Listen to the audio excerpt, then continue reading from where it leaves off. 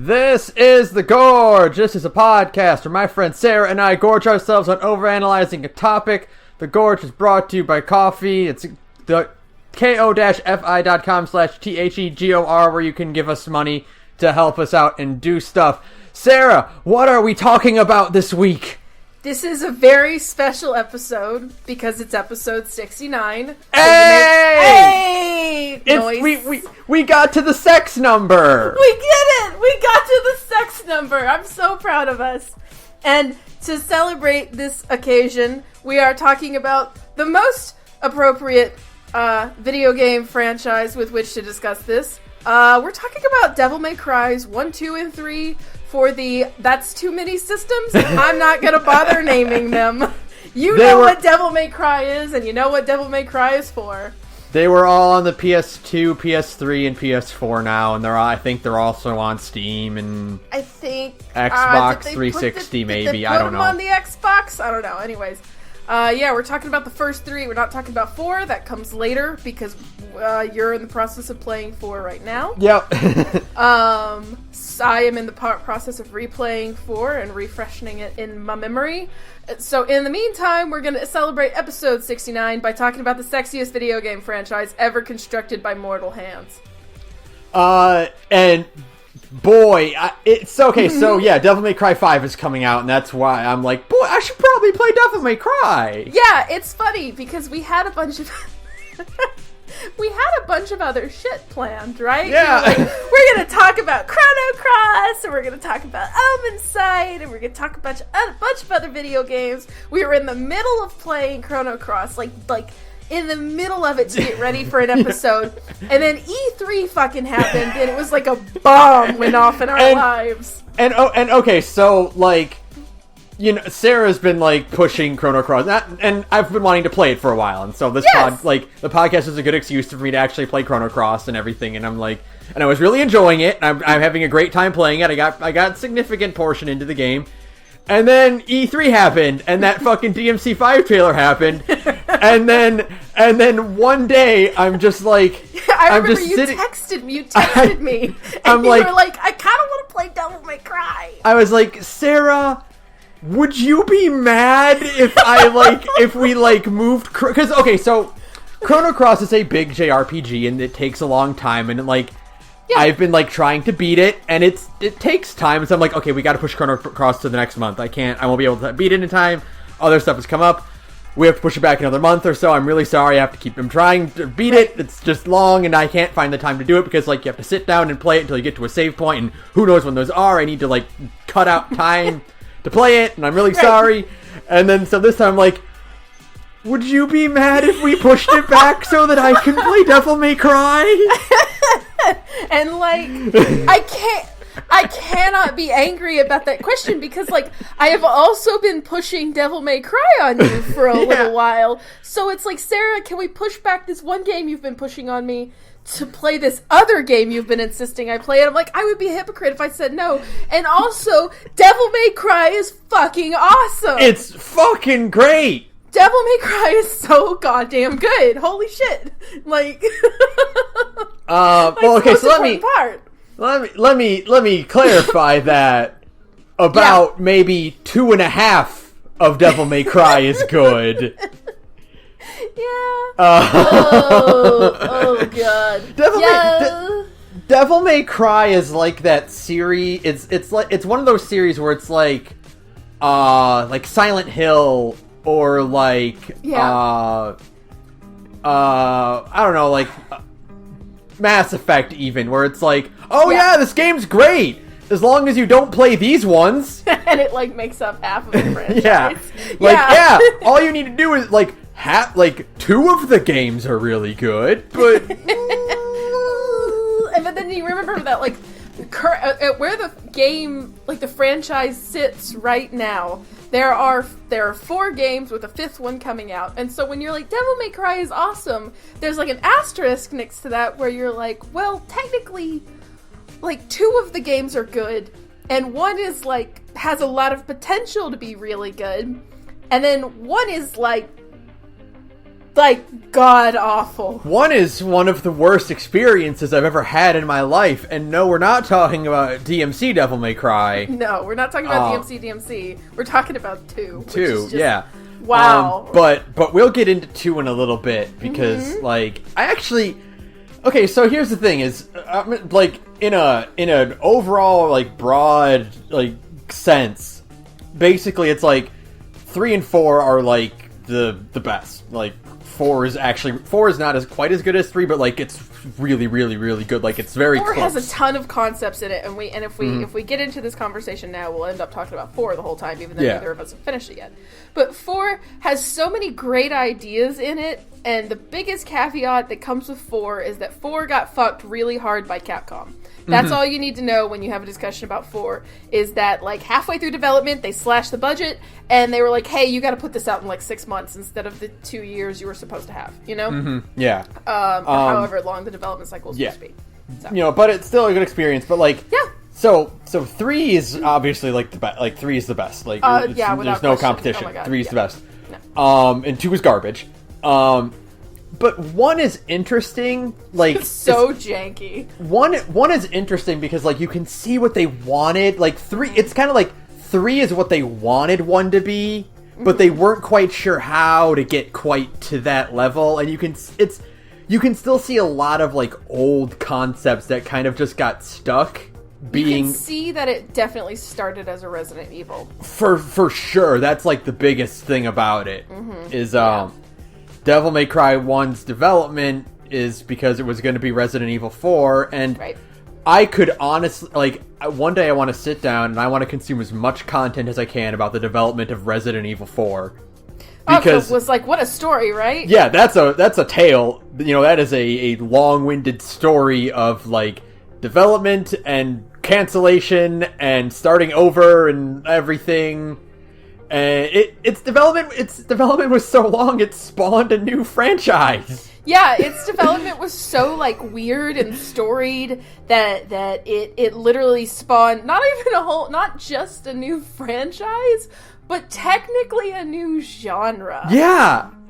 Like, that's probably the most interesting thing about Devil May Cry, is that it was kind of a thing I wanted to start with, is that... So DMC 1 is technically the first character action game. Don't fucking at me and talk to me about how Total Biscuit or whoever the hell it was saying that there's no such thing as a character action genre. There are such thing as subgenres. Shut the fuck up. Don't even start. I don't know. That's Total Biscuit's the guy who died, right? Yeah. Oh, then it's the other. There's another guy on YouTube who has a bunch of followers, and he's like, well, there's no such thing as the character action genre. It's just the action genre. But shut up. There are such things as subgenres. Like, there's different types of romance movies, so there's different types of action games. So yeah, Devil May Cry is the beginning of the character action genre. There are games that kind of inspired Devil May Cry, but are not the same thing. They don't have an emphasis on, like, stylish action. Sort of the Berserk is probably the best example of, like, a pre-character action game. It's an evolution of the beat-em-up genre. Yeah. It is, yeah. The character action, like, by definition, it's a vague term. Like, there's no... the lines are blurry, you know? There is no Wikipedia page for character action games. I checked. But I would define it as a game that has emphasis on building combo. Yep. An emphasis on scoring your performance at the end of missions. An emphasis on difficulty.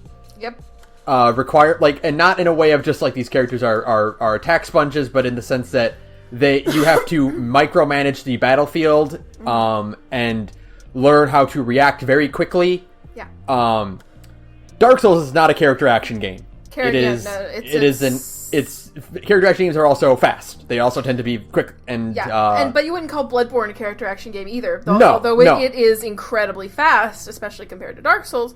It's more of your standard action RPG. There's a difference. Yeah. There is a modicum of stat building in a character action, but it's mostly emphasized on getting you more moves, not upping your damage or your health.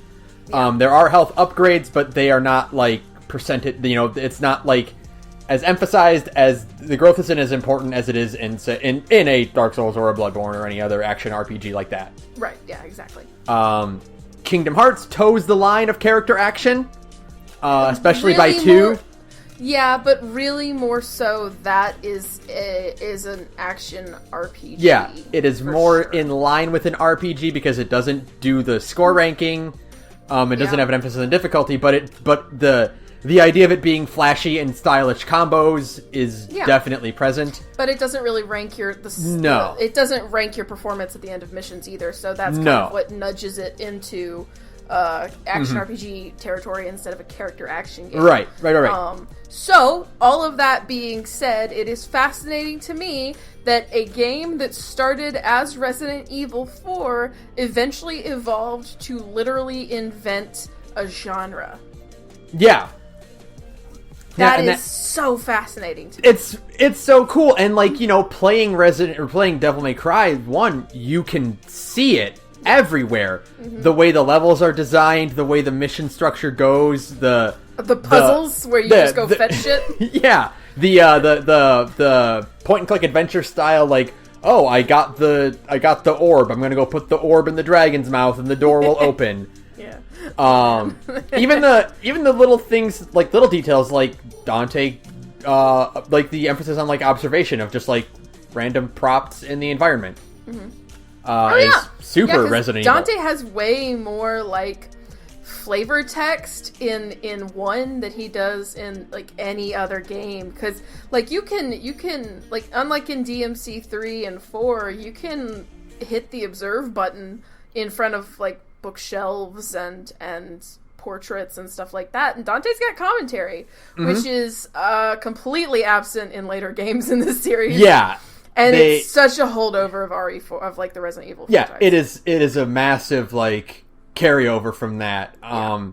Even Dante's early design, like even his personality in DMC 1 is very clearly he prototype like of Leon. Yeah. He looks like Leon in the first game, like really hardcore. And I love it. You go back in so the art book, we talked about this yesterday. The art book for Devil May Cry is called 3142. And I need it.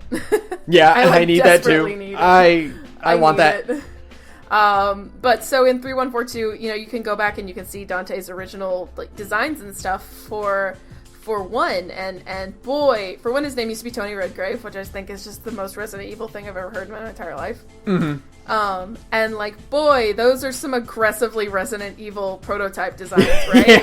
Yeah. I've seen the artwork of Tony Redgrave and of, like, I guess the other twin was unnamed at the time, but like, he was always going to be a set of twins. Yeah. And yeah, like that's some Resident Evil design, like post 3 design of characters. Oh yeah, with like there's just one that really stands out where it's like it looks a lot like Dante's final design, where he's got the belted vest and the black turtleneck, but his jacket is like a short leather jacket and jeans instead. And there is just something about the look of that outfit that is so aggressively Resident Evil that I'm just like, man, imagine the universe we got, like, if we lived in Universe B and Devil May Cry was like Resident Evil 4. I've told you, like, really early on when I'm starting this, there is a parallel universe out there where Resident Evil Devil May Cry 1 was Resident Evil 4, and we are eagerly getting hype and mad excited about the trailer for God Hand 5. Oh, what a weird universe. Oh, man. Yeah, and it's just so like, oh, God. You can definitely feel it. Not only that, but like the high emphasis on the fixed camera. Because it's aggressive in Resident Evil 1 or Devil May Cry 1, and not so much in the later ones. Like the later ones offered a bit more freedom with the camera. Yeah, the later ones still have areas with a fixed camera, but there's also like a lot of the big combat arenas have a full 3D camera. And so, like, it's kind of a half and half measure that I'm really hoping they just get rid of in 5. Like, just get rid of it. I don't like fixed camera angles in general. Just get rid of them. Give us a full 3D camera. Give us a button that instantly centers the camera behind Nero's back. Right. Problem solved. That being said, yeah, the fixed camera angles, the pre-rendered backgrounds. I guess they're not. No, they're 3D. Modeled. That's a 3D environment. Yeah. Yeah, they're modeled. Yeah, I still like have Resident Evil on the brain when I think about it.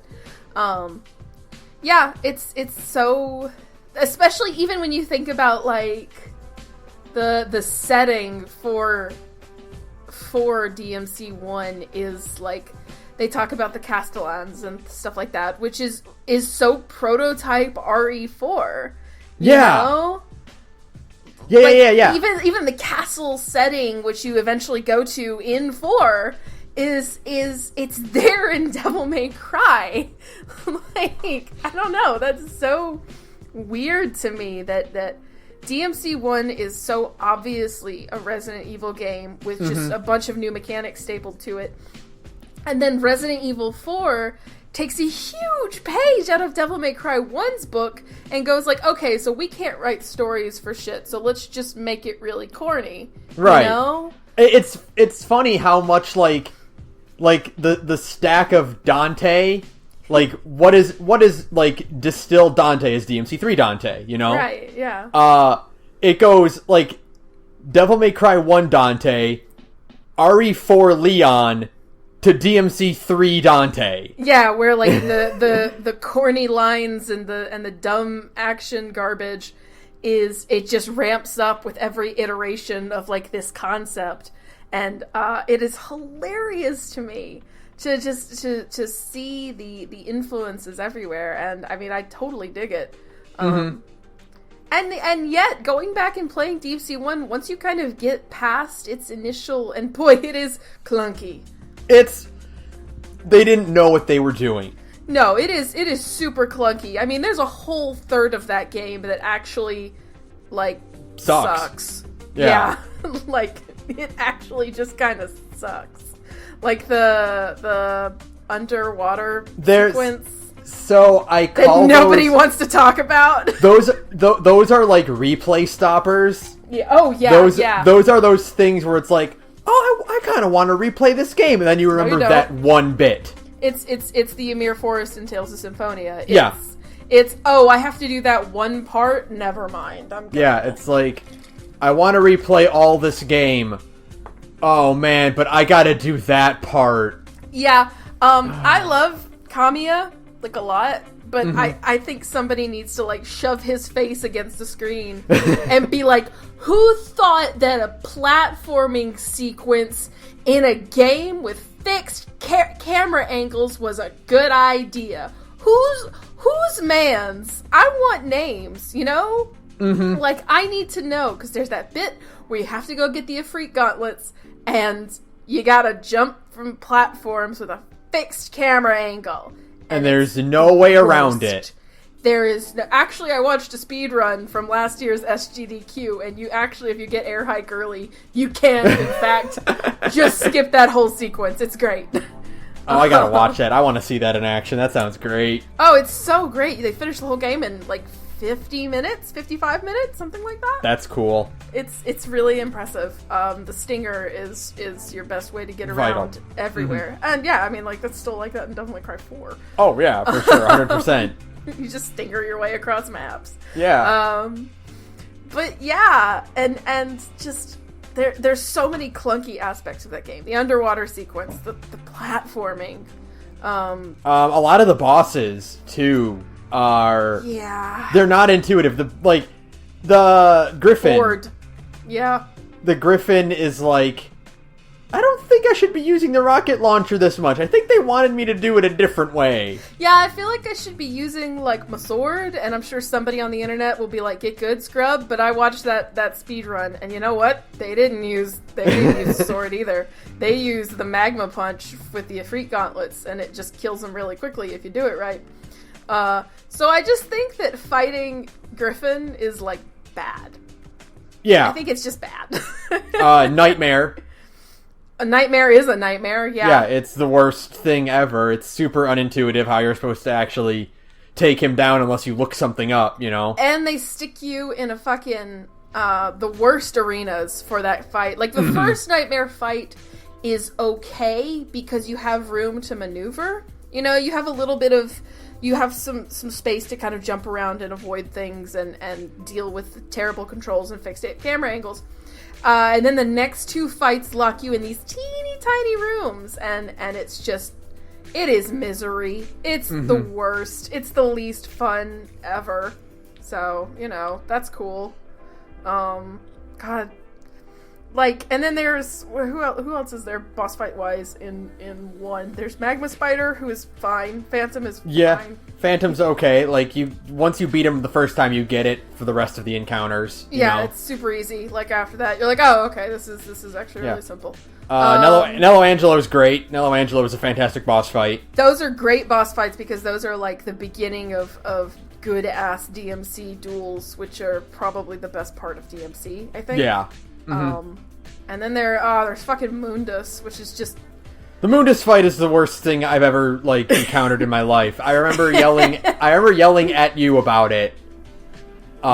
Because they invert your up and down. Yeah, and you can't because fix it. you can't change it, and because, you know, it's to simulate flight simulator controls, or like rail shooters like that. The difference being that in Star Fox, which is a game that I adore, I love Star Fox 64 more than some family members. In Star Fox, you are controlling a plane. You are flying a spaceship. So having spaceship controls makes sense. Right? In Devil May Cry, it does not make sense because you're controlling a person. Yeah, how about, like, all the bullshit gimmicks in the Mundus fight? Because it's like, oh, well, there's a flying sequence, which is, like, introduced out of nowhere and sucks. And like, it's played like you've done this before. Yeah, like, you know? Fun. Yeah, Like, the difficulty of it is kind of like the difficulty where, like, it assumes you've done segments like this already. And it just kind of throws you into it and is like, have fun, idiot. Yeah. And then the next Mundus fight also kind of sucks because, like, I don't know, it's just not fun to have to jump up there and wail on him like that. I mean, I just ended up using, like, if you go Devil Trigger in that last fight and you shoot at him with, like, the fireball things, that's the best way to kill you just gotta cheese it out, basically. You have to cheese it. And anytime the best option to win a boss fight is to cheese it in Devil May Cry, something's gone wrong. And yeah, I don't know. It's like, oh, bad final boss. I posted on Twitter. I was like, you know, like, good final boss fights are kind of important, guys. That image from the Strong Bad game for cool people. yeah, good graphics, except it's good final boss fights. Crazy idea, I know. Later games get it, not this. Later games really get it real good. Well, later game. Yeah, later game, but. The Nello Angelo fight's great, though, because that's just, like, super challenging, and, like, it makes you use everything you've got in your inventory, and... Yeah, it's great. Yeah. You have to, like, really be like, okay, well, you avoid this, and you bob and weave, you get behind him, and it just feels like a real sword fight between two people who are both really fucking strong. It rules, you know? Right. The game, Devil May Cry 1, introduces a lot of things that are just going to become the norm for this genre. Yeah, Your Stinger, your High Time, you know... your Helm Splitter, like, all those, like, basic movements that are just, like, they're everywhere. They're in Bayonetta, they're in, Metal Gear Rising, you know? Yeah, it's really bizarre, again, to think, like, oh, well, this Resident Evil spin-off, essentially, not really, but you know what I mean? Yeah. Like, it was burst out of Resident Evil.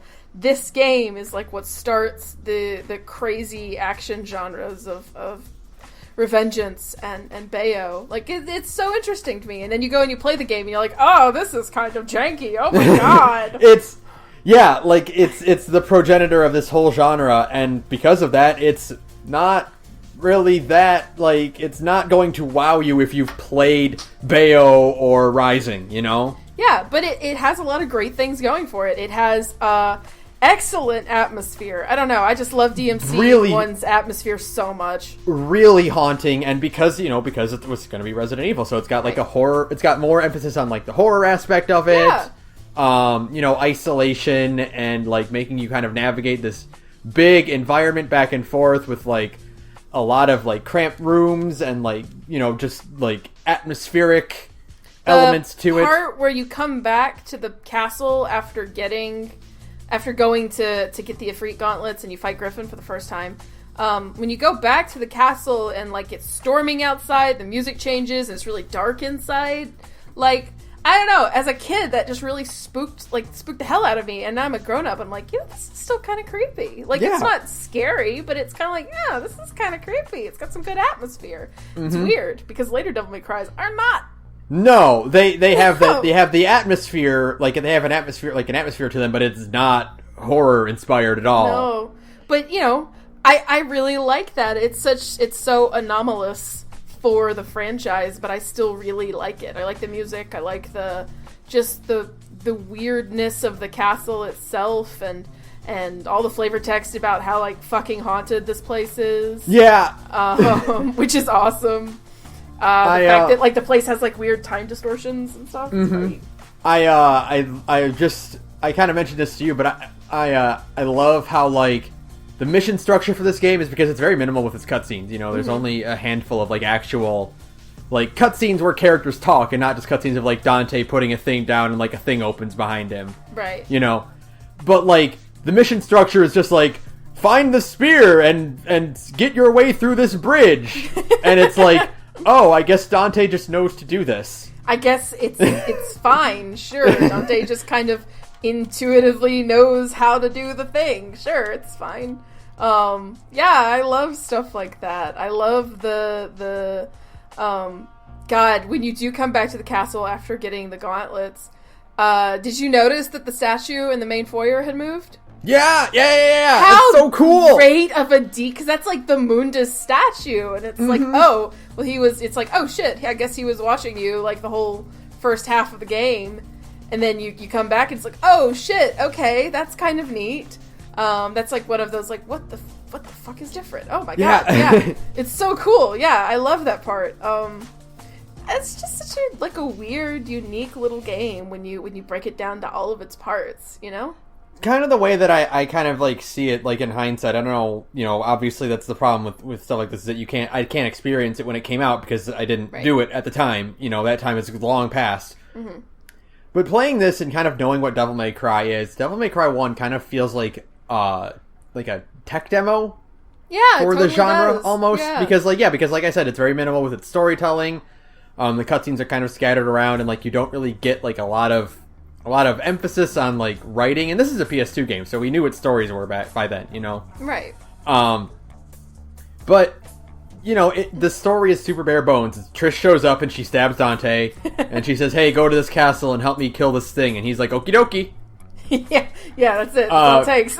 starting the long trend of Dante getting stabbed by his own sword, which happens twice in DMC1. Yes, it does. It happens. Alistair stabs him too. Yeah, it's kind of strange that it happens twice in the same game, and even as a kid, I always thought that for me, like, the weirdest part of the Alistair cutscene, and there's a lot of, like, weirdness about the Alistair cutscene, but as a kid, and, like, replaying it now as, like, a grown-ass woman, I'm watching this thing, and I'm like, man, it's gotta hurt like a bitch to get that handle through your chest. Yeah, I thought that exact same thing, where it's like, because, like, Dante just kind of lifts himself up off of the thing, and you can watch the sword's handle, and it's a wide handle. It's because it's like the guard broadsword. Yeah, the guard on it is very thick and heavy, and he just kind of just slides over it. And I'm like, wouldn't it be easier to, like, pull it out of you like the other one, like the way you did with Force Edge? Wouldn't it be easier to, like, yank that thing out of you like the other way? Like, this is very dramatic, Dante. Also, I do want to just call, like, total bullshit on cutscene Dante's regeneration abilities. It's such bullshit. Yeah. Fucking absolute horseshit.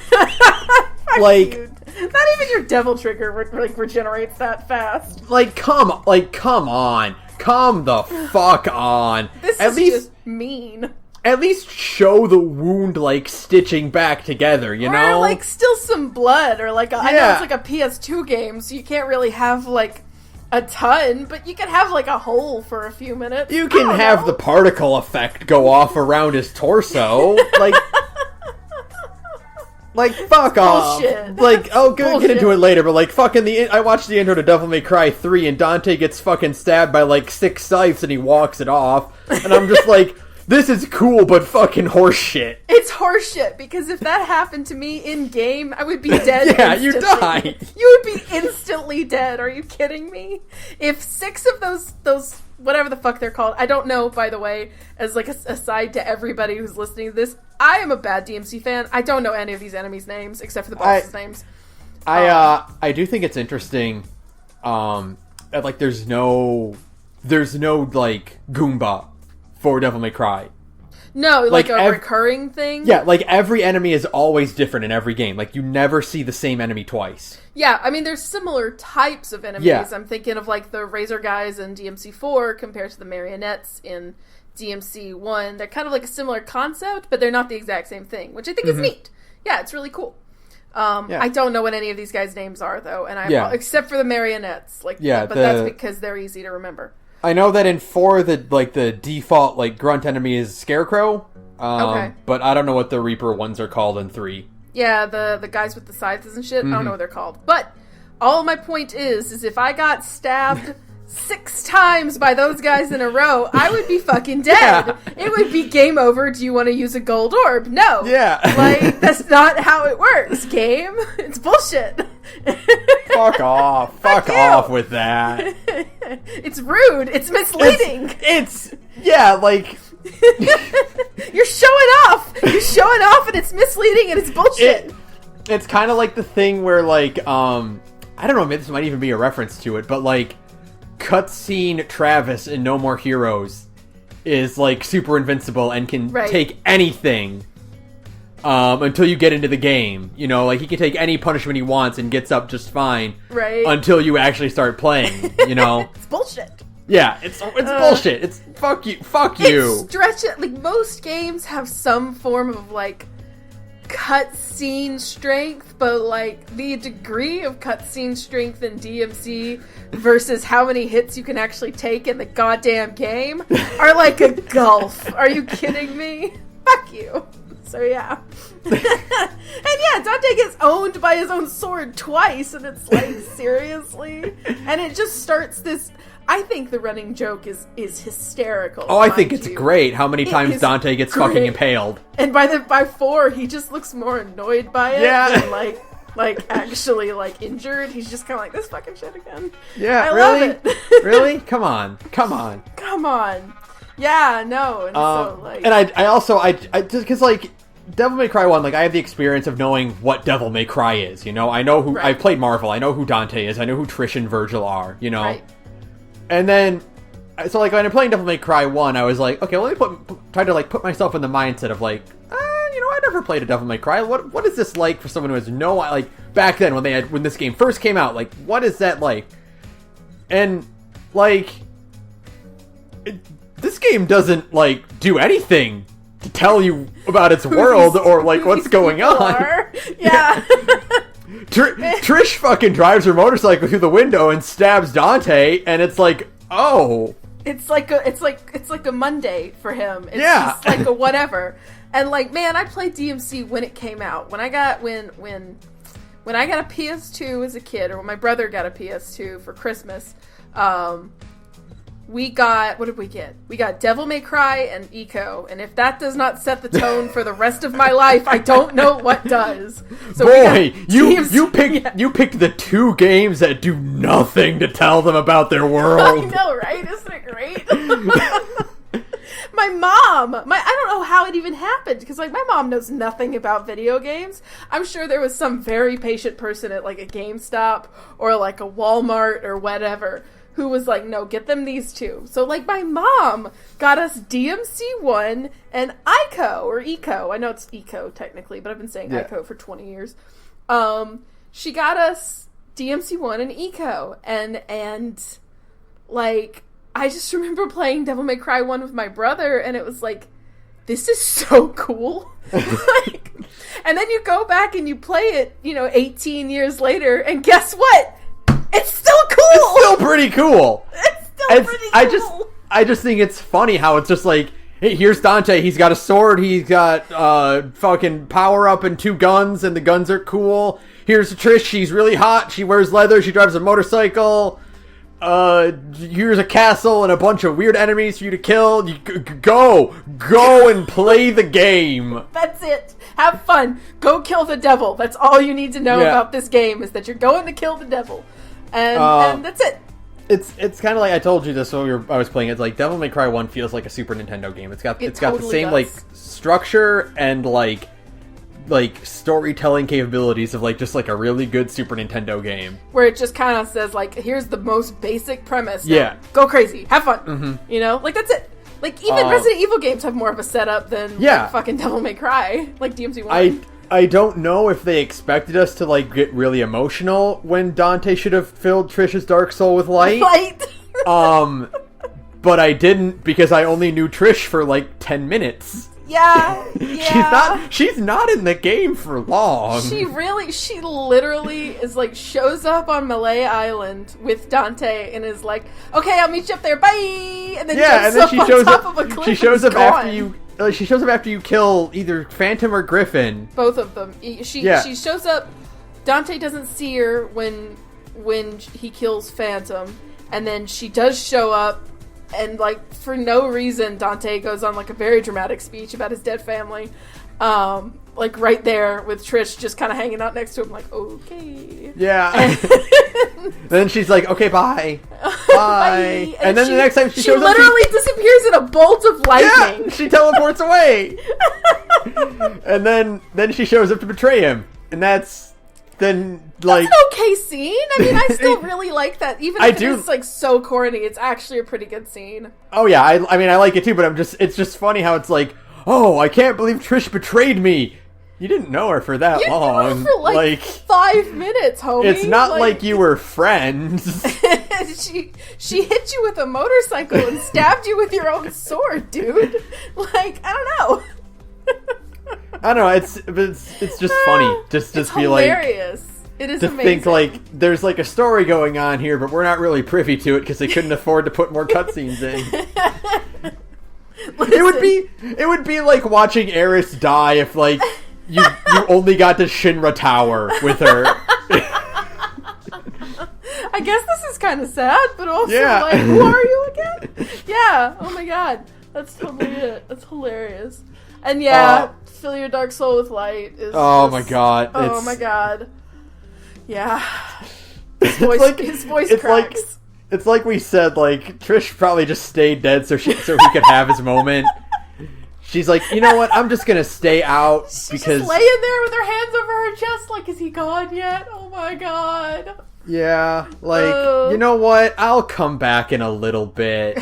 This is not time. This is not an appropriate time to come back.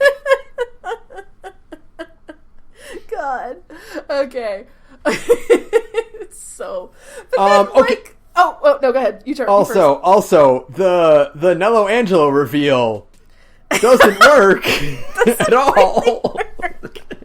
Unless you know who Virgil is. And like, the thing is that... So it's twofold, maybe threefold. For one, you can find out that Virgil exists. At least you can find out his name if you examine Dante's amulet. It mentions that their mom gave him one and gave his twin brother Virgil one. They mention that. Okay. But like, the thing is that, like, if you're playing it on the HD collection, you can kind of go like, oh, this guy looks like Dante, except that his hair slicked back, right? Yeah. Because you can actually see the model. Yeah. But like, in 2001, on a standard def TV, that was pretty small, it's like, who? And then you get like the little flashback sequence where you can hear Ava saying like, happy birthday, my sons. Yeah. I'm definitely not about to die. Yeah. and then the like, third fold is that Dante has like zero emotional reaction to this revelation. Dante does not react, and like the game actually has to have Mundus say, oh, Virgil's dead. Failed. and then you go, I guess that was Virgil. I guess that was his brother, and it's such like a non-reaction versus like this lady he's known for 10 minutes, right? You know? it's like that scene in Justice League Unlimited where Luthor is in Flash's body, and he's like, at the very least, I can find out the Flash's secret identity. And he pulls out the mask, and he's like, have no idea who this is. Oh, that's totally what it is. It's just like that, like, you know, his helmet flies off, and it's like that one, like, quick stinger shot of, like, oh, it's a human face, and it's like, oh, I guess it's I could have told you it was a guy underneath there. There's a dude underneath that armor, mean, sure. Like, empty armor is, like, the exception to the rule of fighting a suit of armor. It's not, like, the standard. And, like, again, if you look at it now in the HD collection, you can go, like, oh, okay, that's literally Dante's face model with a different type of hair. Like, you look at it, you're like, that's the same guy. Okay. So here's how I figured it out. Okay. Is I got to the Nello Angelo 3 fight, and he uses a move that Virgil has in Marvel vs. Capcom. And I'm like, oh, Nello Angelo's Virgil. I know because he does that move in this fighting game that came out 10 years later. There's a little bit of jank still in DMC1. They didn't quite know everybody's, like, characterizations, motivations, the way they talk and act. You can see it with Dante a little bit. He's still super cocky and arrogant, you know, and he's kind of corny. Flock off Featherface is one of the best lines like, in the iconic. Fucking series. It's iconic. It's incredible. He has no patience for, like, big monologues. You know, he just whatever brushes off anything. Right. He's got, like, a little bit of a... It's like, there's, like, a portrait where, like, you can examine and it's like, oh, it must be the Castellan and his wife. Oh, they're cute. Yeah, he's kind of got, like, a soft side. Yeah. You know, and he still saves Trish at the end, but, like, it's pretty bare bones for the most part, but you just kind of get, like, the inkling of what we as a public think of when we think of Dante, you know? Right, yeah, you kind of, like, that's the beginning of the Dante that everybody thinks of when you say Dante from Devil May Cry. Like, what do you think of? Like, all of those ideas are in there. Yeah, when a game features Dante from the Devil May Cry series, that's what you think of. Yeah, and all the later, well, not all the later iterations, but, you know, the iterations that count have all of those same concepts in there, but just, like, super magnified. Yeah, they understood what people actually liked about the first Devil May Cry, and then emphasized those. Right. So, but let's talk about their... go ahead. There's not really anything else I have to say about Devil May Cry 1. I mean, it's still a fun game. It's a great game. If you want to... If you want to explore what the character action genre was at the beginning, it's a good game. If you were like, I've played Bayonetta and I played Metal Gear Rising and I want to get into Devil May Cry, temper your expectations of one, because it is... Temper your expectations a lot, yeah. Yeah, it's not... It is nowhere near that quality, because those games came out and had tons of time to develop into what the genre became. Yeah, exactly. And so, you know, maybe not. But hey, you know, if you're willing to put up with a pretty terrible, like, middle stretch of the game, the beginning and the end are pretty good, except for the final boss fight, which sucks. But whatever. Yeah, it's definitely got a lot of highs and lows to it. So yeah, and yeah, it's still a pretty decent game, and it's not long, so, you know, you can just get through it pretty quickly. I think I beat it in like 7 hours. Yeah, it's not. Once you know what you're doing, you know, it's not. Right. Yeah. It's not hard. It's you fly right through it, and so yeah. So okay. Here's the thing. When you said this is a great segue. When you were like, they took the aspects of Dante that everybody thought of in DMC, you know, from DMC1, and then for 3 and 4 they amplified them. Right? You said. Yep. And then there was a slight misstep right after DMC1 where Capcom clearly misunderstood what people liked about Dante. And that's where Devil May Cry 2 comes from. Okay, let me say something to the audience. Okay. For the Gorge, you know, we like to play games from start to finish, you know, before we start talking about them. Like, generally that's the rule. We try to do that, you know. We didn't do it for stuff like Silent Hill, or for like some other things where it's like that's too much to do for once for what we want to talk about, you know. Right. But we still you know, watch an LP, or we have past experience with them, you know, to kind of just get a general idea of what we want to talk about. So, that being said, I couldn't. Nope. I could No. not. I got you on the share play for the PS4, Yes. and we did about an hour and a half of Devil May Cry 2, We got to the infested chopper. and Yeah. I couldn't. No. It's terrible. It's I didn't. bad. Everyone told me. Everyone said, "Don't play Devil May Cry 2. It's awful. It's absolutely garbage. It is the worst ever." And I'm like, How bad can it be? how? You know, like, and this is okay. So people started I started getting this like around the same time that like DMC Devil May Cry came out, and I'm like, okay, well, I can see what DMC Devil May Cry is, and I know it's not very good, but I can still see the game, and the character moves very quickly, and he swings a sword quickly, and he fights many enemies. Okay, so if this is a terrible Devil May Cry game, Right. how bad can 2 be if this still looks like acceptable? Right. And then I played 2, Oh. and I went, oh. Oh no. Oh no. Oh no. Yeah, it's bad. Yeah. It's pretty bad. Yeah. I don't it's understand. Shockingly bad. Yeah. There are some pretty interesting stories if you know where to read.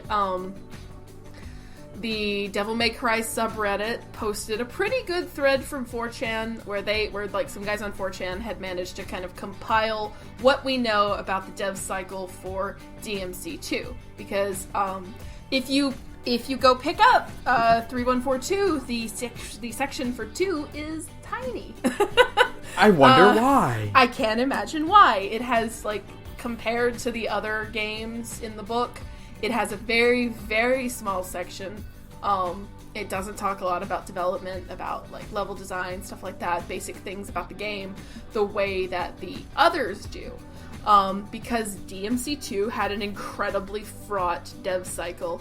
The story goes that for DMC2, they were going to bring on the Capcom arcade team for some reason. That's a bad idea. It's a bad idea. So the game was developed by Capcom's arcade team, and 4 months before release, Capcom looked at what they had, and they went, oh my god, this is unplayable. There is nothing here that is functional whatsoever. The way that Hideaki Itsuno, who is the director for DMC's 2, 3, and 4, and now 5, Itsuno, the way he put it was that they really only had one thing truly finished, and it was the Stinger, which is an attack. That's it. And it's the worst version of the Stinger in the franchise. I'm just going to interrupt you for a second because I need to go express how bad the Stinger in DMC2 is. Yeah. Explain what the Stinger is for anybody. Okay, so the Stinger, if you haven't played Devil May Cry, the Stinger it's a very basic move, and it's every single Devil May Cry has it. It is a lunging attack that is designed to get you up close to an enemy. Dante or Nero, whoever you're playing as, thrusts his sword forward, and he kind of just quick dashes into an enemy. Impact of it sends the enemy back, and if you're good, you can kind of keep that timing going to pull enemies away from a conflict while still dealing heavy damage. Or you can just combos, stuff like that.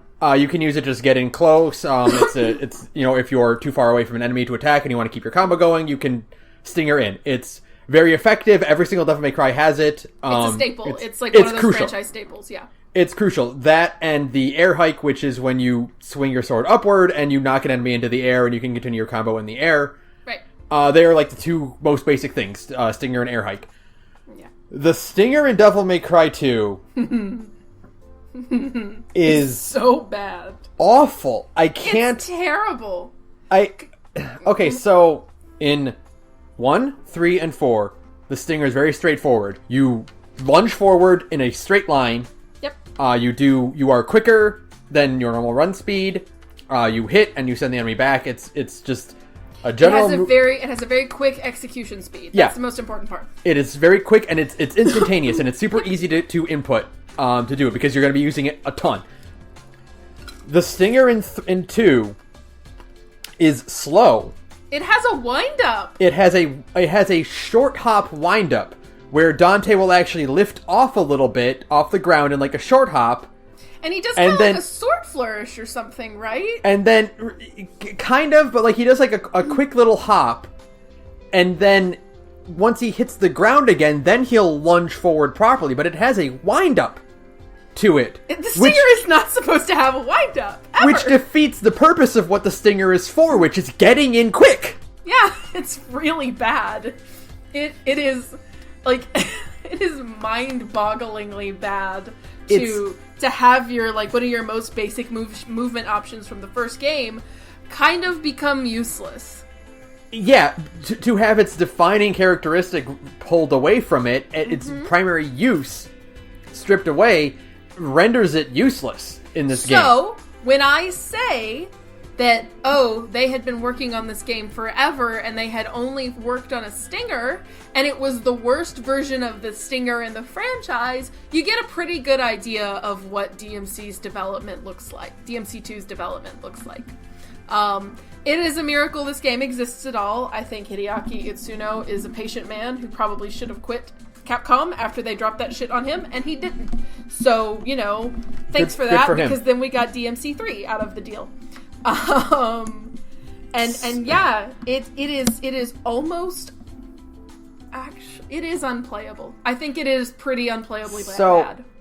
Okay, so here's the thing, is that one of the kind of staples of DMC, and by that I mean this is an element introduced in 3 and 4, which is what the real Devil May Cries are, basically. Yeah. The franchise starts at 3, basically. Yeah. If you want a history, you go play 1. Yeah.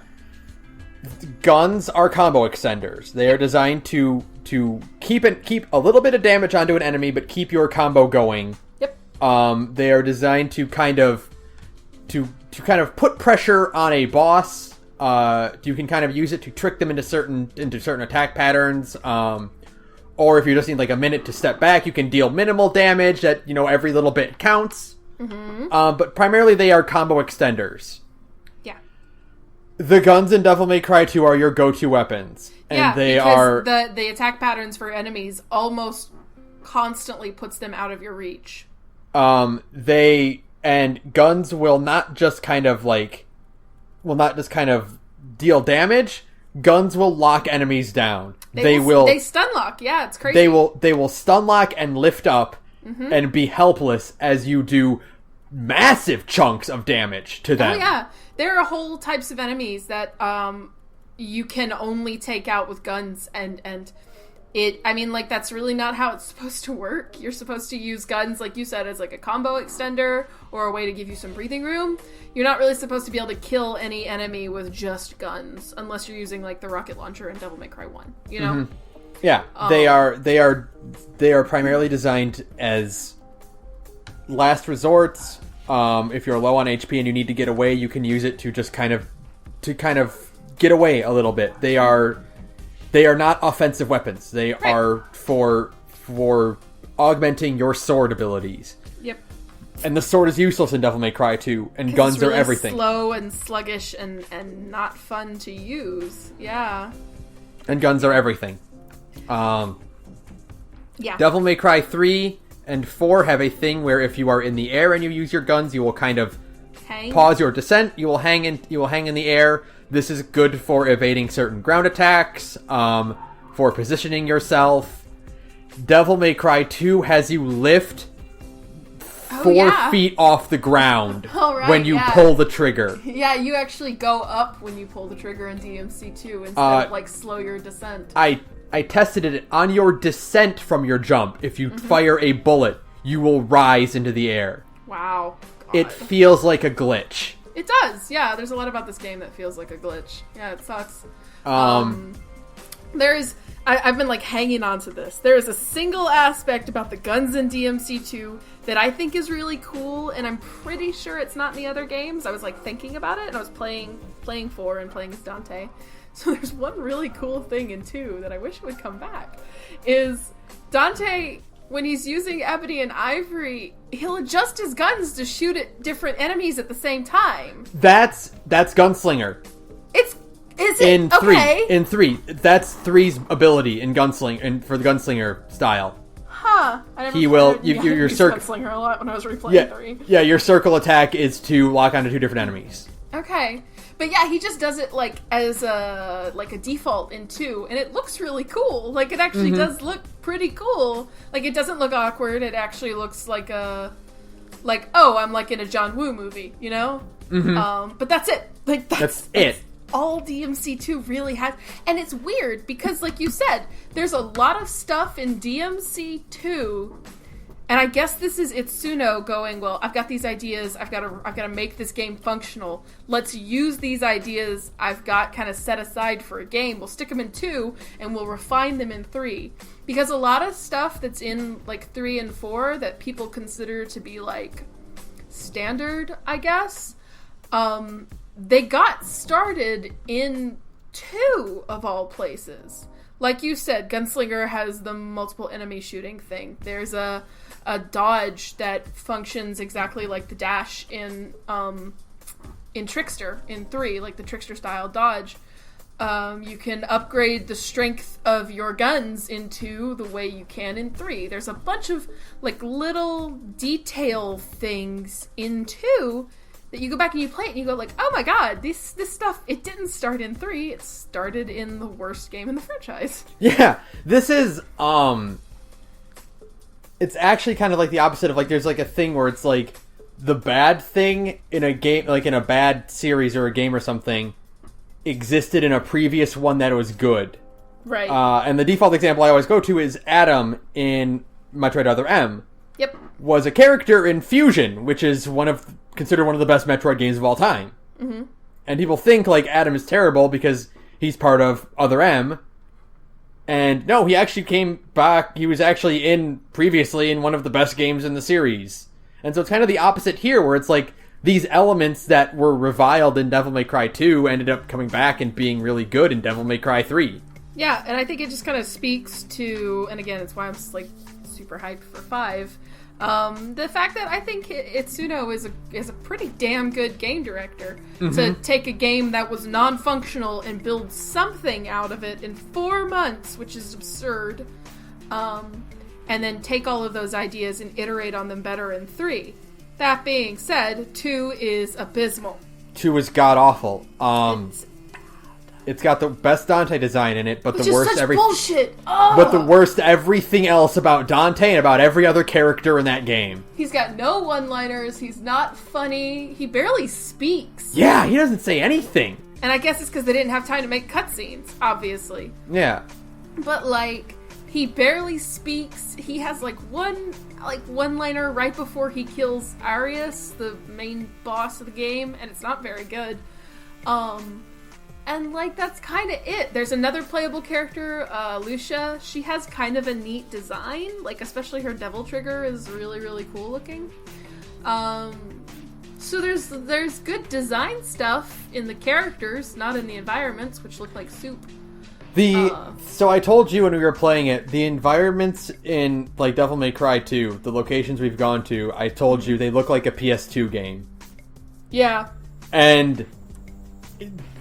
yes, of course they're a PS2 game, but, like, no. They look like a PS2 game. They look like a Quake mod.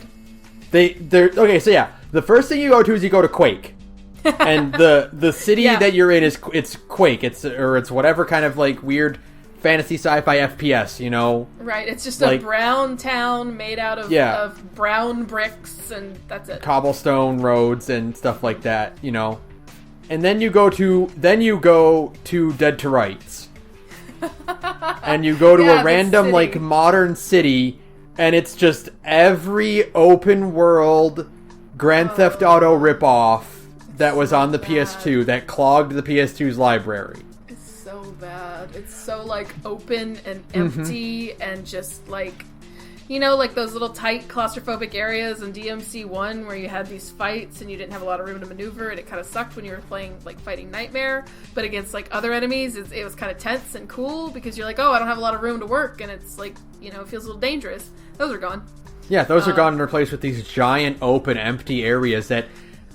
I was playing it, and terrible conveyance, by the way. I was like, where do I go? Where is the door? Because because there was the bit with, like, the raised, like the on-ramp. Yeah. That was the biggest, like, that was when we realized something had gone well and truly fucked. Yeah, I'm like, where do I, like, there's no conveyance for my direction. Mm-hmm. There's no minimap. And then you went down some rando alley and you're like, oh, this is where I'm supposed to go. There's no path, like, there's no way to, like, tell you, like, hey, this is where you need to go. It's just kind of like, here's a big open space, have fun, I guess. It's awful. It's well and truly awful. Mm-hmm. Yeah. I couldn't. Yeah, you can't finish it. It's not fun. I got to the infested chopper fight, and I stood in one spot, and I fired the gun. There is a great, if you want to see this, IGN has a video walkthrough for DMC2, and everybody links it to, like, show how bad DMC2 is. You can go find that video, and it's just the infested chopper fight, and literally the guy doing the walkthrough, like the video walkthrough, just stands in one place and shoots at a helicopter that's off screen because it's out of the range of your swords. There's no way to actually fight it with your sword, like, at all. I can't believe that this game exists in this state. Devil May Cry 2 feels like a Devil May Cry ripoff. Yeah, it totally does, right? It feels like a knockoff Devil May Cry game, the way there's a bunch of knockoff Crash Bandicoots and stuff. Yeah. It feels like, every fucking, like, GTA ripoff that cluttered the PS2. It feels like it feels like a Western version of Devil May Cry when the studio didn't know what they were doing. Yeah, it's so bad. It's so bad. Like it feels like it was from, like, a weird studio that made no other games besides this one. And it was immediately closed down. Yeah. After 2 came out. Yeah, it's on the subreddit. Some people are like, it's not that bad. They're wrong. They're super wrong. They're super wrong. It really is one of the most, like, unfun play experiences I've ever had in my life. It's floaty, it's empty, it's too easy for a Devil May Cry, because the whole point is, like, overcoming really hard challenges. It's just bad. It's ugly. It has terrible designs and, like, locations. It's just not a great game. You should not play DMC2 at all. No. Okay, and here's a nitpick. Here's one final nitpick for it, though. When you're backing up with your guns, Dante does this weird, like, gallop. Yeah, it's like a weird hop thing. Like, it's like, he doesn't, like... Okay, so every Devil May Cry, like, he just opens fire with ebony and ivory. Right. He just... It's constant.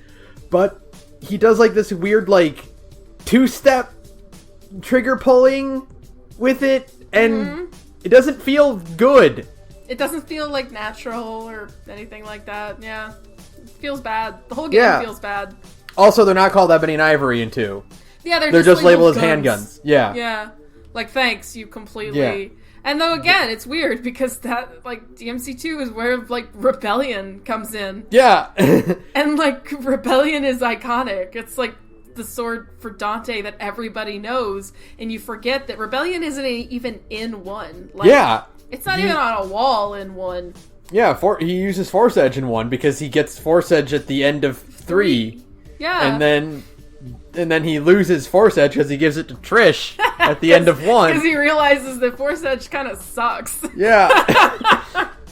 You go and you play other Devil May Cry, and you're like, wait, Rebellion rules! Why would you ever want to use the other sword? I remember, like... Yeah, so, like, 3 makes a big deal about getting Force Edge, and I'm looking at it and I'm like, Force Edge's design sucks. Rebellion is way cooler. Rebellion is so cool. Like, both versions of Rebellion, the awakened and the unawakened state of Rebellion, just look way cooler than they do than, like, Force Edge ever does. So, and Alistair's the coolest. Alistair is the coolest sword, and I wish it would come back. It's not but I wish it would come back. I wish it was his default in 4 and not Rebellion, you know? I know! I mean, I get it, because Rebellion is tied to 3, and 3 is the beginning of the franchise. But, like... Alistair is so cool. Damn it. Come back. Okay. Alright, so that's literally all I have for 2. And the cool thing about 2 is that, like, even Capcom doesn't give a shit about 2. Yeah. We still don't know if 5 is set before or after 2. And it's like it almost doesn't matter. It's almost non-canon. So here's the best part is someone pointed out, like, okay, everyone's like Old Man Dante in 5, right? Right. if you Photoshop his beard off, he doesn't look that old, actually. The only hint that it might be post 2, and we can't talk about DMC5, or we're going to talk about it forever, but I gotta say this. The only hint that it might be post 2 is that the sword he has on the box art and on his back is the same design for Rebellion that he has, that the Rebellion has in 2. You know? Yeah. Like, that's the one hint. If you go look, if you compare them, the Rebellion in 2 is the Rebellion Dante has in 5. So maybe. So like here, but the cool thing about 5 in regards to 2 is that either way it's win-win, which is if it's before 2, then 2 will never matter. Then 2 never matters. It doesn't matter 2 at has all. just effectively been retconned away. Yeah. Because we're now at 3 games that have not met 2. We'll never meet 2. 2 is the end. It doesn't matter. It does. It's essentially non-canon. Yeah. If it's post 2, then 2 doesn't matter because we're after it. Yeah, then it's over. We don't even need to ever bring it up ever again. Dante, why were you in hell? Oh, some shit happened. That's it. That's all you need. So the only thing I want, the only reason I want 5 to be post 2 is because I want Lucia to show up and get to be in a good game. Yeah, and also be like, who the fuck is everyone? Who are all of these people? Why are you in such a good mood now? There's these you have more employees at Devil May Cry? Who's this shit kid? Who's this baby? What is going on? You didn't tell me about any of these people. Yeah, and because Lucia deserves to be in a better game. Yeah. Yeah. She's kind of fun to play. You didn't play as Lucia, but she's like decently fun to play as. She's kind of quick. She's got double swords. I really like her Devil Trigger design. You know, like she's more interesting to play as than Dante. That's for damn sure, which is just a shame. So you know, there's some neat concepts in there. You know, Lucia deserves better. She deserves a second shot. So maybe she'll show up in maybe it's post 2, and then Lucia gets to show up and be like, "Hey, I'm relevant again." Still relevant. Still no. And then it's just Nico going, "No, my city now."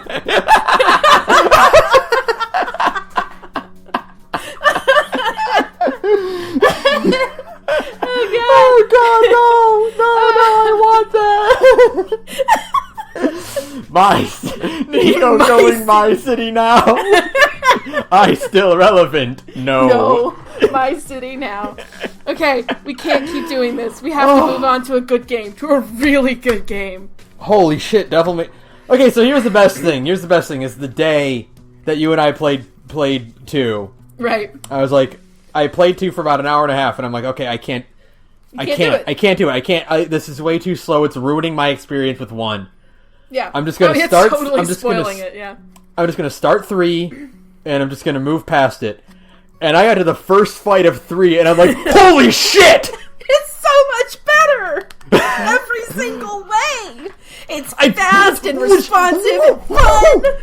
Like, what the fuck is going on? Yeah, it's amazing, the shit. Oh my god, I'm pushing these buttons, and, like, it's actually happening, and it's... What? It feels good and fluid and just easy. It feels natural and things combo together well. The guns are not like super overpowered. Dante just moves around great. It just feels so good to play DMC3. So I bought the Stinger like the second instant I could, of course, because you need it, Yeah. And I fucking did it, and I still had 2 on the brain, and I'm like, oh my god! Oh my god, it's so much better. It's so fast. It's fast, you fly across the screen, it's strong. Oh man, no. 3 is great. 3 is where Holy shit. It's 3 is where everything starts, yeah. That opening cutscene of fucking Dante trying to eat his goddamn pizza and doing everything in the most extra way possible. I'm just like, yes. This is Devil May Cry. This is what I was told Devil May Cry was. There is that single shot where Dante jumps on his pool table and he rockets all of his pool balls forward and they fly around him. And I was like a teenager and I was like, this is the coolest thing I've ever seen in my entire life.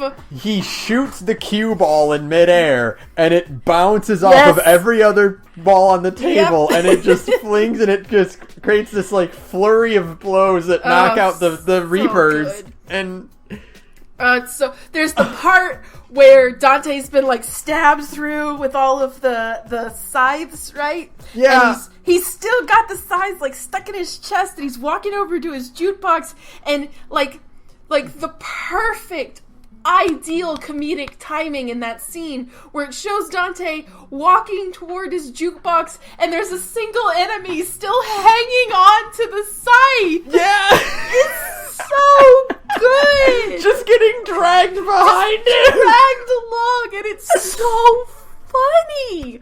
Like, it's so perfect. God. Oh my god, Devil May Cry 3 is so good. The rest of this podcast is going to be us talking about DMC 3. He walks past his gun to pick get up his the pizza. Yes! You think he's going for his second gun, and he's like, nope, I'm just going to use one gun and try and eat my damn pizza. And there's a bit, it's a blink and you'll miss it, but the pizza he turns around and like his hand goes to his mouth and the pizza, like the object vanishes from the cutscene. Right. And it's implied he just shoved the whole slice in his mouth. And he just wants to eat his pizza, and it's just the timing is so perfect, and God, DMC3 is so, and as soon as you're done with that cutscene, you're like, this is it. This is what the game is going to be. This is the whole franchise now. He fucking goes to his jukebox and he pushes the button and it doesn't go. So he smacks it instead. He dents it. Presses it like 3 or 4 times and he just fucking punches the jukebox. And it just dents downward like a cartoon car. And the whole time the enemies are just staring at him like, what the fuck? And then the battle theme starts playing. His fucking battle theme starts playing. Oh my god, the fucking battle theme is on his goddamn jukebox. And fuck, it's so good. Oh my god, he throws an enemy's head at the other ones. Like, shut up! Come on! Shut the fuck up! It's so cool. He leaves the store and the city is just in ruins and he like does this cool badass pose and then he sneezes and his shop collapses behind him. It's so good. Like, after that, you're just like, oh, okay. You instantly know, like, yeah, this is the game. This is the game Dante. I was told about. Like, this is Dante. Yeah. Mm-hmm. This is the version of Devil May Cry I was told about a billion years ago. Yeah. And it's perfect. This is why it's Devil May Cry, DMC3 Dante and Marvel. This is why, whenever you see Dante, it's shirtless Dante with the coat on, Right. Yeah, exactly. Like, it's because this is where the DMC that everybody thinks of when you say DMC, it started here with this game and that cutscene, and like everything makes sense after that. You're just like, oh my god, okay, it all clicks now. The fact that he doesn't do anything until he knows that it's Virgil up there. Oh my god, yes. His motivation to do this whole thing is not because someone's wrecking a city, it's because Virgil's there and, ooh, I'm gonna get him! I'm gonna kick his... That's it. The whole reason he goes to the tower. If Arkham hadn't been like we'll get to fucking Arkham. Yeah. If Arkham hadn't showed up and been like, your brother's here, then like Dante would be like, oh, weird tower. Okay, I'm just gonna sit here and eat some fucking pizza. But because he knows that Virgil's on top of that tower, he's like, alright, let's go kick Virgil's ass. That's it. The whole game. Whole game exists because Dante wants to beat up Virgil. That's it. And you just immediately get like who Dante is when you fight Cerberus, and he's just like, oh, puppy, what a puppy. Yeah, it's great. Oh my god, the whole this super condescending douchebag prick, but you love him. You adore him because he's just an asshole, and he's it's kind of fun because like Dante in in 1 is he seems like a cool guy. It's kind of fun because in the first like half of DMC3, Dante's kind of like an unlikable asshole for He's a little while. Bit of a prick mostly. Yeah, and like, but then, eventually he kind of warms up, him and Lady warm up to each other. You're like, oh, him and Virgil have like a really interesting dynamic. And then there's a lot of like cool character stuff going on, some back and forth between him and Lady and Virgil, and it's just like really interesting and really good. And like, DMC3 is not known for, like, its, like, good writing, but then you play the game, you're like, wait a second, this is actually kind of good. There's a story unfolding. Yeah, there's, like, a story with, like, good characterization and, like a transformation from, like, an asshole shit kid to, like, you know, a guy who's like, alright, fine, I'm gonna do the right thing. Yeah, it's great. Like DMC3 is genuinely great in not pretty much. It is genuinely great in every single aspect. Yeah. It's like it's definitive, you know? It is like this is the game that defines what Devil May Cry will be going forward. You know, it carries over more into 4 and hella carries over into 5. Thank God. The cutscene you saw me post that on Twitter. The cutscene director who did all the stuff for 3 he's directing cutscenes in 5. Yeah. Which is so the guy who's responsible for that awesome opening cutscene that we just spent like 15 minutes gushing about, that guy is gonna be back in 5, and it's gonna rule. Like DMC3 is definitive in pretty much every way, and I mean that in like the most basic meaning of that word. Yeah. DMC3 defined the entire series. Yeah, this is what the franchise is. This is what Devil May Cry is. It's what you think of when you think of Devil May Cry. It's amazing. It's why the anime is kind of disappointing. Yeah. Because it's not like fun and wild, yeah. It lacks this craziness, you know? And you know, you thought like, oh, no, this anime actually did come out before, like, after 3. So like, yeah, it's post 3 because Lady's in it. And it's exactly. Like, oh. Kind of missed the point. But, you know, like, every boss battle is great. Except for, like, a few, but, like the Leviathan fight sucks. But, like, everything else, like, the Cerberus fight, Agni and Rudra, Nevin and Beowulf and fucking horse thing whose name I can't think of right now. Yeah, the chariot, and then, of course, the Virgil duels. The Virgil duels are like, hey, you thought, like, Nello Angelo was, like, cool? You felt like you were, like, a guy fighting your equal? Have fun with the Virgil fights, idiot. They are so good. They are so good. There's a reason you fight Virgil 3 times. Yeah. It's because, like, every single one of them is the most tense controller gripping, like, what is happening? Edge of your seat. Oh, yeah. He's so fast, you are just trading blow after blow, and you are trying to get in and get out as quick as possible, or else he is just going to fuck you up. And you know, he can do, the fact that he can deflect your bullets is so cool. He spins his sword and the bullets are deflected. Oh, it's so cool. And it even has, like, a little model for the gut, like a bullet. They pink off if you pay attention. Yeah. And he does the little sword thing. You can actually see the bullets, like, flying off in different directions. And it's great. Shut up! It's great because, like, it establishes immediately that Virgil is just better than Dante. He's just the coolest fucking guy, right? He fucking beasts Dante in that opening cutscene. He doesn't stand a chance. It's even, like, even after you do the whole dual boss fight, it's just, like, it just feels, you beat him in that first fight, and in the cutscene, he just whips around, he deflects bullets, and he does that cool thing where he lays them out in a line on the ground, like, shut up? Are you serious? God, whatever, that's so dope. And then he just fucking grabs Rebellion and runs Dante through with it. And you're just like, oh, this guy has just been toying with me the whole fight. Yeah, this is a joke. Yeah, this is just a joke to Virgil. Like, you are just so nothing in like to the level that Virgil is on, and so the whole game is like yeah, let's get on Virgil's level until the end. You're like almost dreading the rematch, you know, because you're like, oh fuck, how am I gonna do this? And then oh god, fuck the rematch too, because then you get to the fight and he's like, fuck, I have my own new weapon too, and Virgil's moveset with Beowulf is infinitely better than Dante's moveset with Beowulf. Because, like, remember, after you beat 3, we went and we played the first, you know, fight. Yeah, a little bit of Virgil. Yeah, just got our hands on Virgil for a little bit. And then you equip Beowulf, and you're like, what the fuck? This is awesome! I was actually like, oh my god, this move is so cool! It's so cool, because he does the fucking, like, the heel drop thing. He does the spin.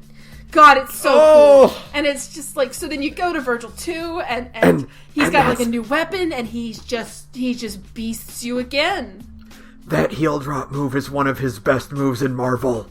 Yeah, it's also broken as fuck in DMC4. He's super broken in DMC4. If you go read, like, if you do any reading about, like, he is so cartoonishly unbalanced to the enemies in 4, and I guess it makes sense. But, like, man, no, Virgil's unstoppable in 4. It rules. He's just like, you think of like the fucking rival characters, you know? Right. Like in anime or video games, like this is a lot coming from the two of us because like from like Tales games? Yeah, Tales games and all that. Virgil's on Vegeta's level. Yeah, Virgil is on like Vegeta's level. He's on the level of every single one of the cool rival fights that you get in Tales games, you know? Like, you know, so like for one thing, like, hey, fuck you, Vegeta is a goddamn staple rival character, and like he's one of the greatest whatever, you know, like, oh, DBZ. No, like, Vegeta legitimately, his growth as a character and his as a counterpart to Goku are fucking incredible and great. Right. Virgil is on that level. Virgil is on that level, and it's just like, just so cool. Dan Southworth. I always fuck it up. I'm really glad this is, because it's so, like, easy. Twin characters, right? Have them voice acted by the same guy. Yeah. You know, like, that's usually how it goes. No, thank God they didn't do this in 3, because Dan Southworth is unbelievable. Oh, his voice is so good to me. Unbelievable. Because it's just so, like, because, like, Virgil is, like, a cool guy who almost never loses his cool, but when he does, he kind of, like, seems like he's on the verge of just, like, exploding, you know? And even when he's, like, being neutral, like, he's got such an intense neutrality. Yeah. He's just the coolest guy. Oh. Man, just, and like, course, the best rival character. Of course, 3 is when we finally get Dante's real voice actor, Ruben Langdon, who is, like, just, like, yeah, because in 1 he had, like, he had a throwaway, in 2 we never talked anyway, so who cares? Right. Sometimes he did talk, he doesn't sound great. Yeah, and then 3 is Ruben Langdon, and it's just like, oh, yes, that guy knows how to just be as fucking wacky and hot-headed as he needs to be, you know? Right, yeah, all the just like sounding like he's having fun, because that's like Dante's whole character, is that he's just, you know, he just loves the fight. That's what it all boils down to. It's so fun and just, oh man, 3 is like a masterpiece. 3 is it's like almost untoppable. Like I'm sure 5, like, I like 4 a lot, but like it's not quite nearly as good as 3. Right. And like 5 has a lot to live up to beat 3. Yeah, and it's like I feel like in my soul, and I'm biased because everything I've heard about 5 is giving me what I've always wanted in a fucking Devil May Cry game. So like in my soul, I think 5 can do it. I think 5 can beat it, but I don't know. But there's so much to live up to with everything that 3 is. 3 is still, even with modern character action games like Bayo and Revengeance, it still stands like next to those so easily. Yeah, you know, it's almost timeless. Like everything, so 1 laid the foundation of like the genre, and 3 defines what the genre is. You know, yeah.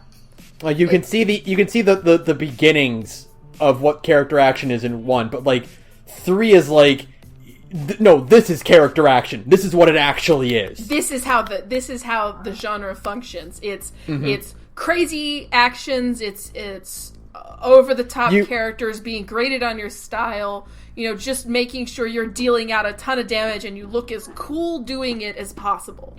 And it's called character action for a reason, and that's because you need a character. You need Dante or Bayonetta or Raiden. You know, you need these over the top characters with these, you know, these personalities that shine, you know? Right, and so, like, even when you're playing as them, their personalities still come through with the player character in control. Like, there's, even if you're playing DMC well, or even if you're just playing DMC just kind of like, okay, you don't have to play it like a god.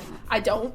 Yeah. You don't have to play it like a god to still feel cool, you know? And that's, like, the most important part. Is that if you're just playing it at, like, an okay level, you still feel like a badass. And when you do kind of reach that tier of SSS rankings on comboing and stuff, you're like, holy hell, I am a badass. That's what DMC, that's what character action is about. It's about playing as cool characters doing cool things. Yeah.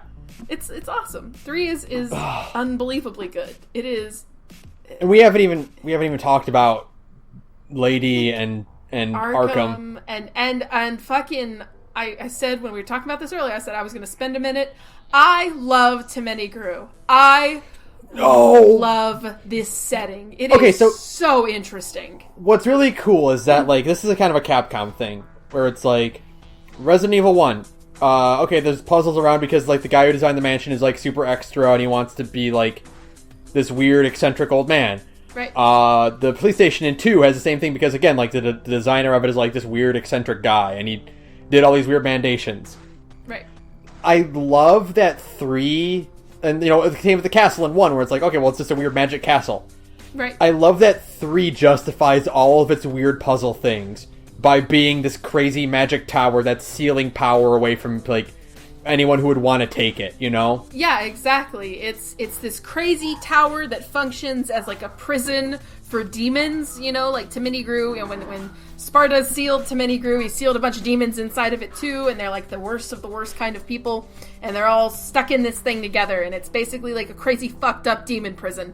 And so, like, it has a bunch of inexplicable kind of non-Euclidean spaces going on. There's a whole puzzle, it's not a good puzzle, but it's a puzzle centered around moving the floors around. It's like it's like the worst part of DMC 3, and it's still not as bad as the underwater parts of 1. But it's not great. But the concept is cool, where you hit like a dial and it turns the whole, like, it changes the layout of the whole building. One of the cooler parts is after Arkham, you know, goes like, haha, I'm the bad guy at the end of Act 2, and you're trying to get back to the top of the tower.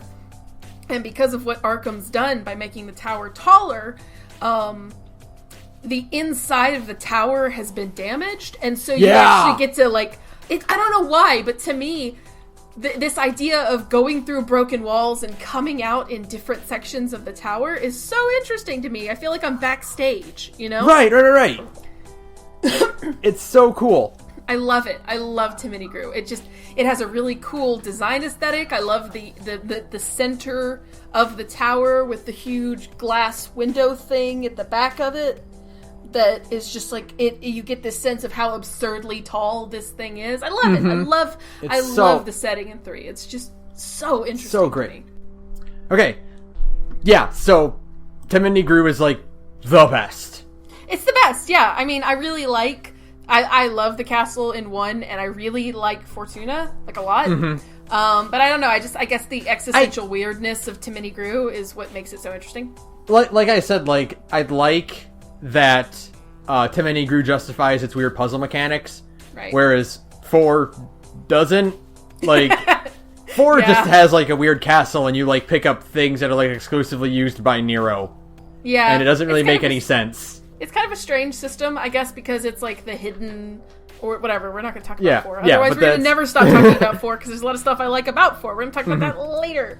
Yeah. But, like, everything about... Okay, so here's the thing is, Arkham sucks as a villain. Arkham sucks. He's not great. He doesn't look very good. No. He's a generic PS2 man. That being said, right? Jester's one of the best villains ever in Devil May Cry. Oh my god, he still gives me the creeps. I guess because it's like facial expressions are so, like, bizarre and out of place. I love that first scene with him and Dante, where Yes. Dante just, like, starts opening fire at his feet, and he starts doing the Charleston. Oh, God. Yeah, I love that his boss fights, you don't actually have to do them. Yeah, so, like, there's, like, a bit where it's, like, Arkham's plan has been revealed, and, like, he's at the very top of Temenigru, and apparently he just decides to put on the Jester costume again and go fuck with Dante. And you don't have to do it. I totally, like, I saw the glowing pillar thing, and I saw it, and I was like, I'm gonna go, because I thought, like, well, that's hard progress, you know? I was like, I'll avoid that, and I'll go look around and see, like, if I could find, you know, like, Devil Stars or Vital Stars or whatever. I go look around, and then I accidentally made hard progress, and I was like, fuck, I need to go turn around. So I had to, like, reload the mission and do it again so I could go fight Joker a third time. And yeah, like, his design is so... I guess the fact that Arkham is so, like, bland PS2-man versus, like, Joker's crazy, over-the-top, like, wild facial expressions and, like, giant mouth and tons of teeth. I guess that's the point. Yeah. You know, like, you don't really think... Like, the first time I played it, I was like, that's not Arkham. Like, there's no way, you know? Like, you don't ever think that's Arkham until he's like, aha, I'm Joker. And you're like, oh, fuck, okay. Or Jester. It's Jester. It's Jester. It's not Joker. Whatever. Joker's a different guy. Whatever. But, it's so blatantly based off the Joker. I mean, like, for one thing, the guy's named Arkham. Yeah, it's so... And when you beat him, what does it say? The trophy is called Asylum, right? Yeah. Yeah. Now, granted, Arkham Asylum is, like, a Lovecraft location, and Temenigru is, like, super Lovecraftian, but whatever. But, like, it's a fucking Batman reference. It's a Batman reference. I know that Arkham reference. Asylum is an H.P. Lovecraft reference, but...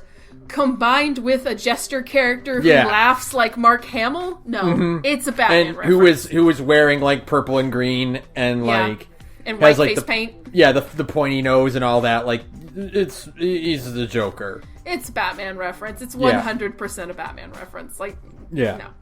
So But that first cutscene had me, like, legitimately laughing. Oh my god, no! It's so it's just when he's like dancing around on the ceilings and stuff. Oh my god, no, it's amazing. Dante's like, I'll cut that nose off, and he's like, that'd hurt, and he's got because he's got that really, really long nose. Oh my god, it's so like just over the top and bizarre out of nowhere. Also, it's weird because, like, okay, so Arkham's plan is to guide Lady Dante and Virgil into the tower. You almost said Trish, but yeah.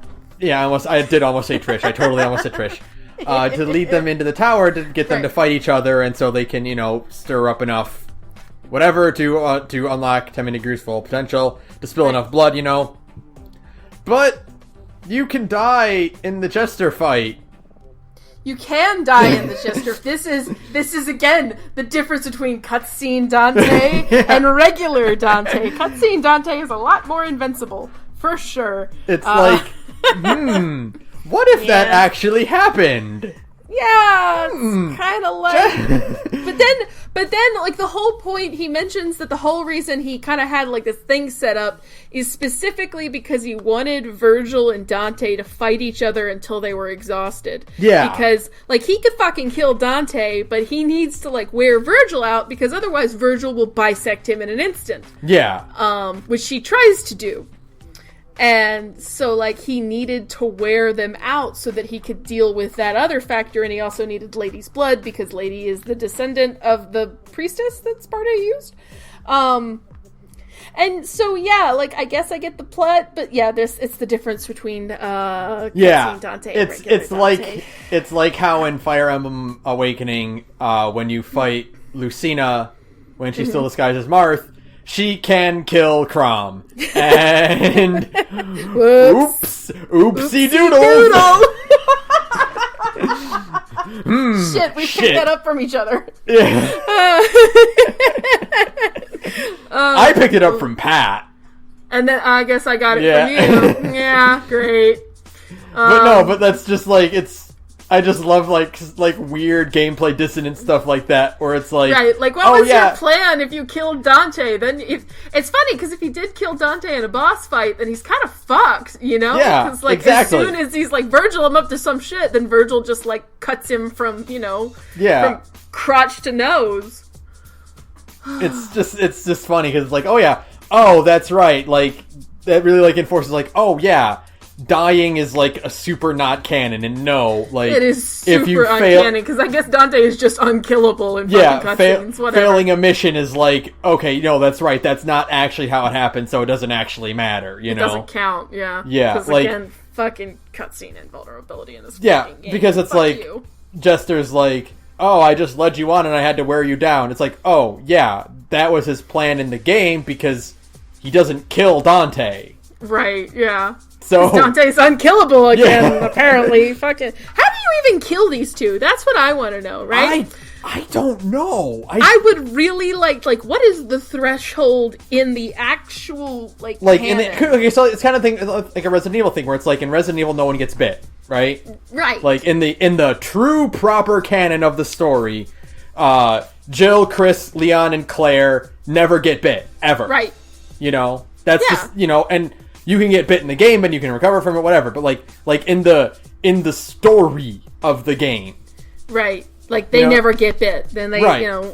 So, like, in the story, because, like, obviously Arkham thinks he can kill these two. Yeah, and what is the threshold to actually kill them? How? Yeah, like in the actual story, how do you overcome Dante and Virgil's regeneration abilities? Right, because like they can shrug off like some. I mean, again, Dante gets like run through 6 times in a row by those fucking scythe enemies, and he just walks it off like it's no big deal. So like you never see a wound on any of them. Yeah, and there's never really any state at any point in the game where it seems like they're really like fucked, you know what I mean? Like physically they get tired at one point, but that's not the same thing. Like we never really see like their damage threshold. Are they just Wolverine? Can they just come back from everything? Or is it like if you do enough damage, will that kill them?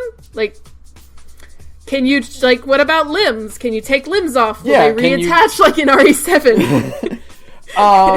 It's all the same universe. Also, like, hey, does Lady have regenerating power? Because her foot should have been cut off. Her leg should be gone. Yeah, he definitely stabs her with Kalina Ann, like, right in the thigh. But she just kind of walks it. But she's seen walking around with a bandage, which means she's still technically injured. Yeah. And the guys don't need. I don't know. Capcom, these are vital lore questions that I need answered. I want to know what the damage threshold for the twins is, because like when are they in dire circumstances, that's like the one thing I'm actually really curious about. Like Virgil knows that like once he impales Dante once, he's not dead. He knows to do it again when Dante tries to get back up. Right, yeah. Like I don't know. I don't know. We've never oh, you first. Yeah, we've never seen them in a cutscene where it's like, oh, they are in pain. Yeah, and they are like in dire straits because of their, and it's like so Virgil gets beaten at some point post 3 because he's an idiot and he's like, I'm gonna fight Mundus on my own. So at some point post 3 he goes to fight Mundus and he loses. So like so you can actually beat them enough to I don't know what the fuck even happened there. Maybe we'll get an explanation in 5. Yeah. So like what is like there's obviously a threshold where you can do enough damage to these guys to actually defeat them, but like what is it? It doesn't it's just one of those weird questions that like never comes up until you start to think about it and you're like, wait a second. Like, how do you actually kill these guys? Yeah. If they can regenerate that quickly from, like, really, really severe injuries. Yeah. Organ-damaging injuries. Like, Rebellion's not a tiny sword.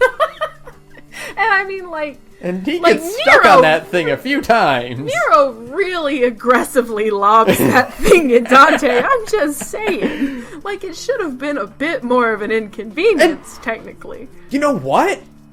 Even Nero has that if you think about it, because Nero gets impaled a lot too, and he still shrugs it off just fine. Well, he only shrugs it off after he gets his devil trigger, because, like, before then, he even in-universe doesn't have the healing factor until... We can't talk about this. No, we can't talk about 4 No, we can't. You're right. Move on. We're not doing it. We're not talking about 4 right now, dude. We gotta hold off. Because we're not done with it yet. So no. Yeah. Fucking 3 is so good. 3 is so good it's so stylish, it's so fun. I fucking love all of Dante's interactions with the bosses. Oh my god. Every single one of them is golden. I love that Nevin tried to take a bite out of Sparta at some point too.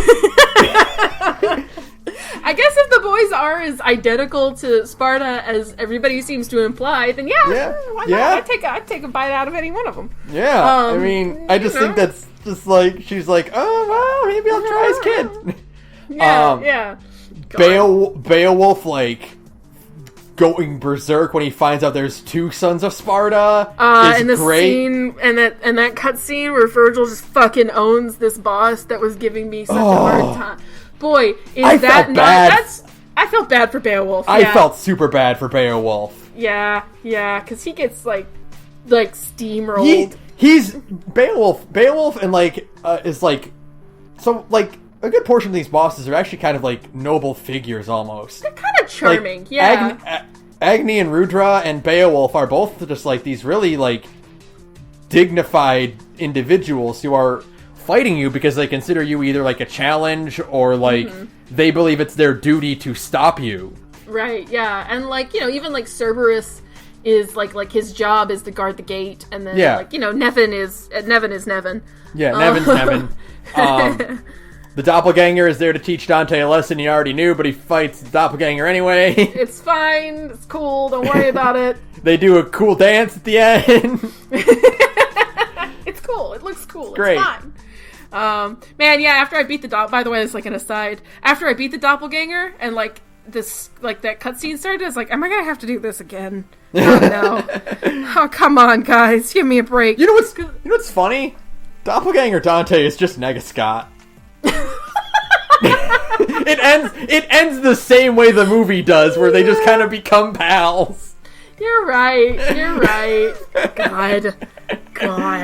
Jeez. But no, like, I do feel kind of bad for Beowulf because he just gets really extraordinarily owned. Yeah. And again, that's like one of those fucking like this is the level that your rival character is on versus yourself. Yeah. Hey, guess who you're fighting next, idiot? Guess what he's got. Have fun. You know how you kill the boss and you get their weapon? No. Well, Virgil killed the boss. Guess what he's got? It's gonna be fun. And then he just kind of like drops it and falls into a hole for like 6 missions. Mm-hmm. Literally falls into a hole, by the way. He just falls. I literally forgot about that. And I was just like, oh, well, bye, Virgil. I guess you're out of the story for like the rest of the like final third of the game. Okay. And he just like bails on Beowulf because like I guess he doesn't fucking need it anymore. Whatever, it's fine. Fucking everything about 3 is so good. I could talk for 3 hours about 3 just because I don't know, everything about it is so just perfect.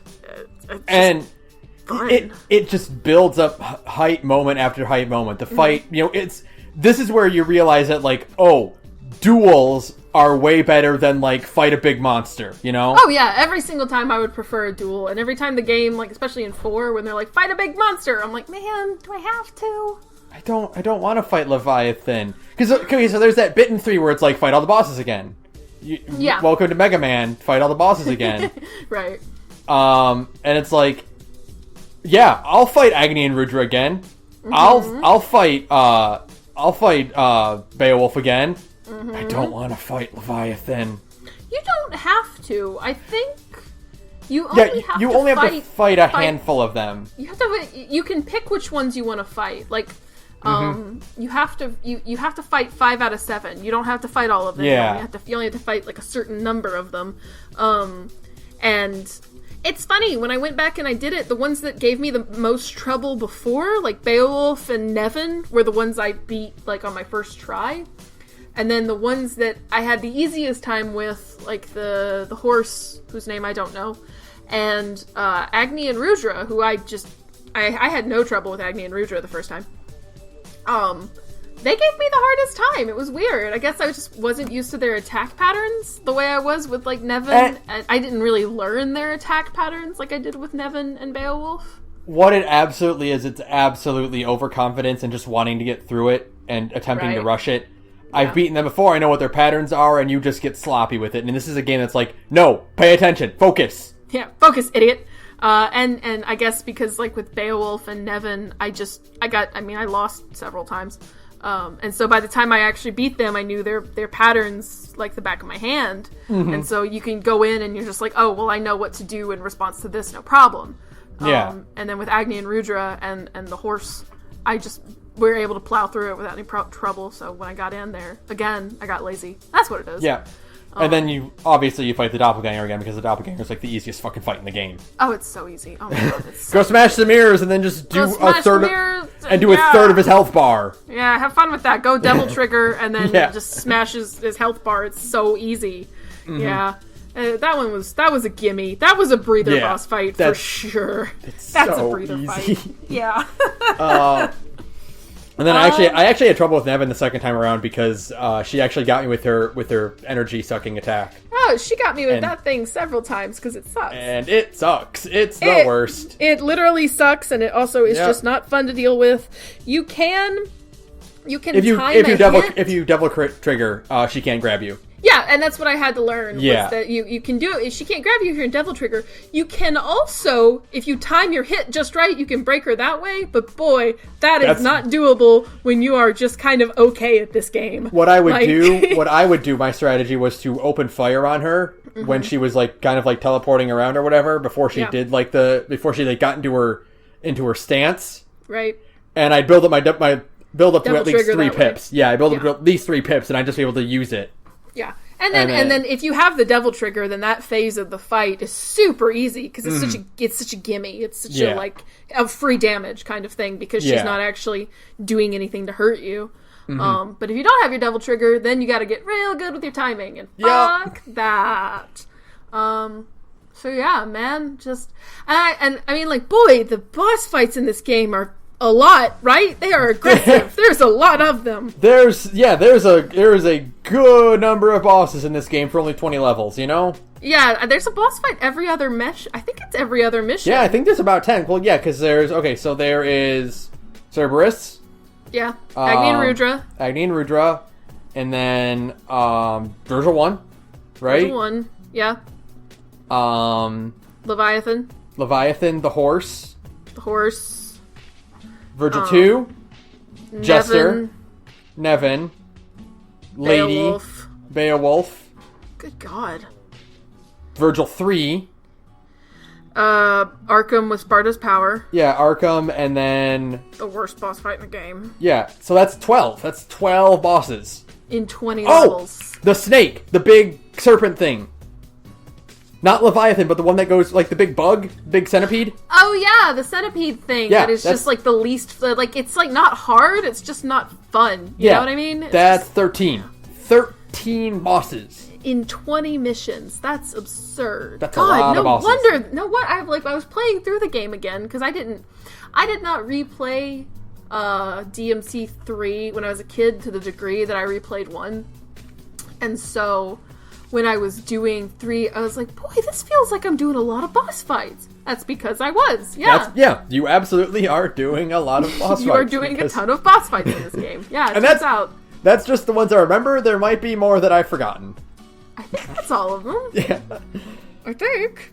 You know what? Don't worry about it. Yeah, it's still cool. I kind of wish that Cerberus and Agni and Rudra and Nevin and Beowulf were in 4 in some degree. Yeah, like, but Dante sells all of his devil arms to pay back his debts. That's apparently the canon explanation for why Dante's always starting out with new shits, because Dante owes everybody a ton of money, and so he sells his shit just to pay them all back. Oh my god. See, there's games that explain why, and there's games that don't give a shit. And I love when games explain why.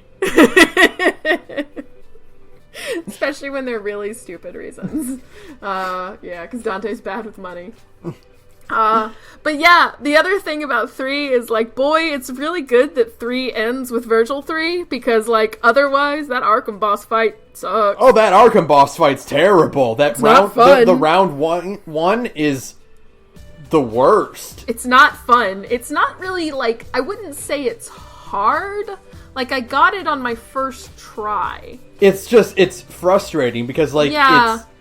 So there's two kind of bosses in Devil May Cry 3. There's the big monster and there's the duel.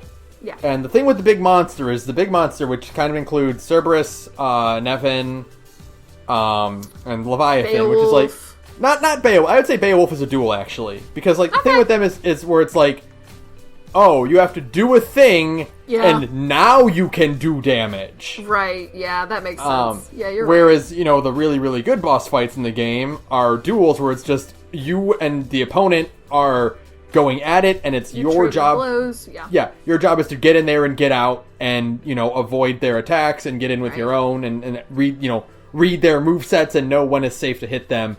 Whereas, it's with fucking Arkham 1 where it's like, oh, wait until he's ready for me to hit him. Now he's gone, and I have to fight these eels. Yeah, the eels are not fun. They are just not fun. I don't like Flotsam and Jetsam.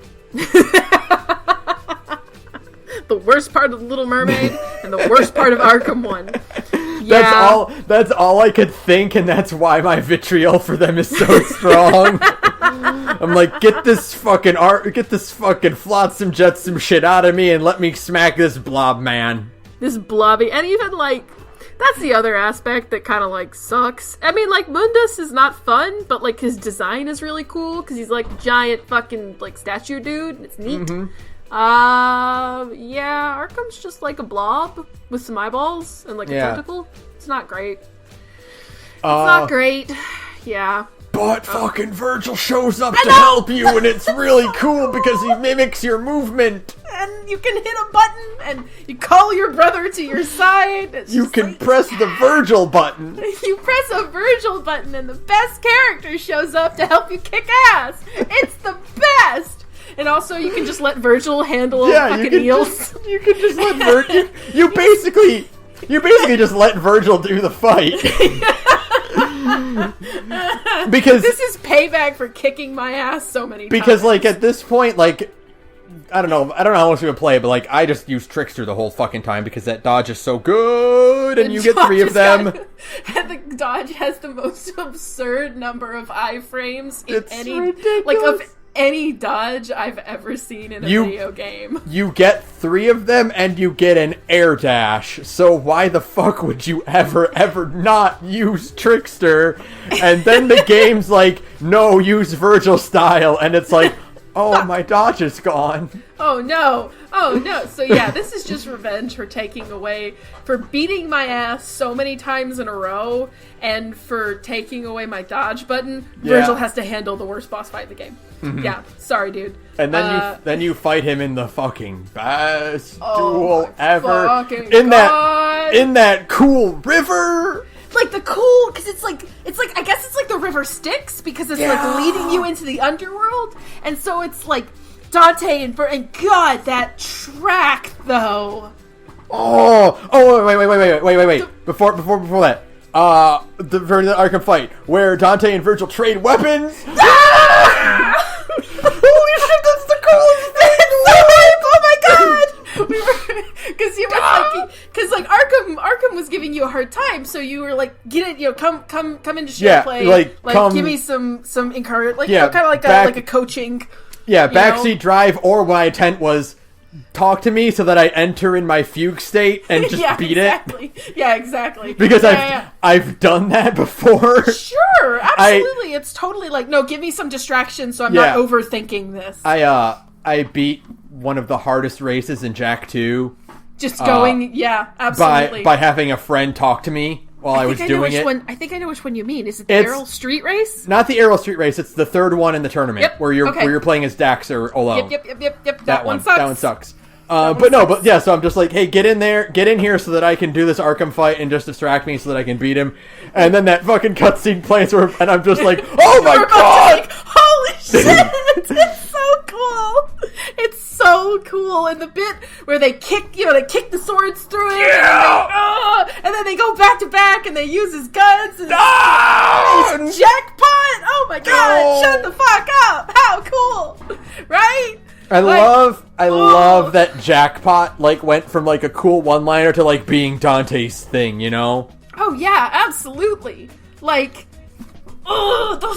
whole scene is so goddamn good because it's they do like each other. Yeah. You know? It's just been they've been beat. You kind of get the sense that somebody once on the subreddit pointed it out that you kind of get the sense with the first two fights between Virgil that this isn't really hating each other. It's almost like a really crazy degree of brotherly roughhousing. It's a competition between them. It's so clearly like at the very beginning, Dante's motivation is to beat Virgil, not because Virgil's up to something, but because he needs to get a win in. He wants that W. He wants a win. He doesn't really. It's the game never really I know Arkham says oh, you're evil, but the game never really frames Virgil as evil, more so as he's just really motivated, as the joke. Yeah. I'm now I'm motivated. Yeah. He's all he wants is power. He just wants to get. He basically, you know what it is? What? Virgil is Akuma. Virgil is Akuma! Shut the fuck up! Virgil is Akuma! Because he's not evil! He's not evil, he just wants to get strong and he's a dick! It's so true! God! Because it's Capcom, you know, so it relates, but Capcom keeps softening Akuma, where it's oh, Akuma killed this guy. Well, yeah, but kind of a dick. But it's but it was they both went in a duel to the death, and they both agreed this will be it. Right. You know, there's not really any hard feelings, or it's oh, Akuma killed this guy. Well, no, he didn't, actually. He's still alive because, the guy was sick, and Akuma's I won't fight you if you're not at your full strength. And, there's, a bit where, Akuma, saves a little girl in a rainstorm, and it's, so that's Virgil. That's Virgil, yeah. Virgil just wants to get stronger, and he's not a good guy, but he's not, he's kind of an asshole about it, yeah. Yeah, he's not evil. No, Arkham's you're evil, and it's shut up, what the fuck do you know? I mean, I guess you would know what evil is, because you're a huge prick, but whatever. You know what I did notice, though? I did notice during one of Arkham's monologues, is that he uses evil with a capital E, and I love... I know it's oh, it's bad storytelling to have your character be evil and know it, but it's I love when good and evil are in-universe concepts, you know? Yeah, they're more concrete things than just than just a concept. They're more of a real thing, I guess. Yeah, more than abstract morality, where it's just no, you can do an evil thing with a capital E. Yeah, it's a tangible thing. You are working with the forces of evil. Evil. Yeah. Yeah, I like that. That's cool. It's kind of it helps really establish the weirdness of Devil May Cry's world, which is very... How long have we been talking? I feel like I could do this for another hour. It's almost 2 hours. Fuck. It's fine, though. It's because we haven't even gotten into DMC Devil May Cry. But no, but we're not going to talk about that for too long, because I haven't even played it, but yeah. But what I love about Devil May Cry's world is that, we don't know anything about it. It's so, bizarre the more you think about DMC. But this is a conversation you and I have had via text messages for, 2 weeks now. Where we're it's okay, so Devil May Cry 1 takes place on an island, in an abandoned castle. Right. Devil May Cry 2 takes place in a weird isolated civilization. Mm-hmm. And Devil May Cry 3 takes place in a big fuck off tower. But with a huge city. I mean, if you stand on top of the tower and you look around, there's city in every direction, and that tower is massive. It's bigger than every skyscraper in town. And it's okay, it's clearly modern because there are cars and neon signs and motorcycles and modern weapons. And TV. Yeah. I think pizza delivery is a thing. Yeah. Right. So, right. But do they have cell phones? Do they have the internet? They have computers to a degree, but the only computers we've seen are either like in like Arius lab. Or in like a lab, yeah. Like Agnes in 4 has like computers, but they're really more like not they're like computational machines in the old sense of the word. They're not like I can get on the internet and play Fallout 4. They're mad scientist computers. Right. Then they are like an actual computating device that you use to browse the internet. Right. So like what is the tech level of this world? It's like Dante owns a jukebox, and in the anime he owns like an old-fashioned car, and Patty says his car is old.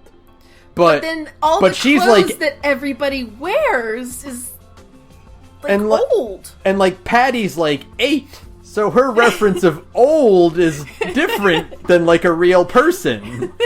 Small children have no concept of time. Yeah. For Patty's concept of old is like 2 years ago.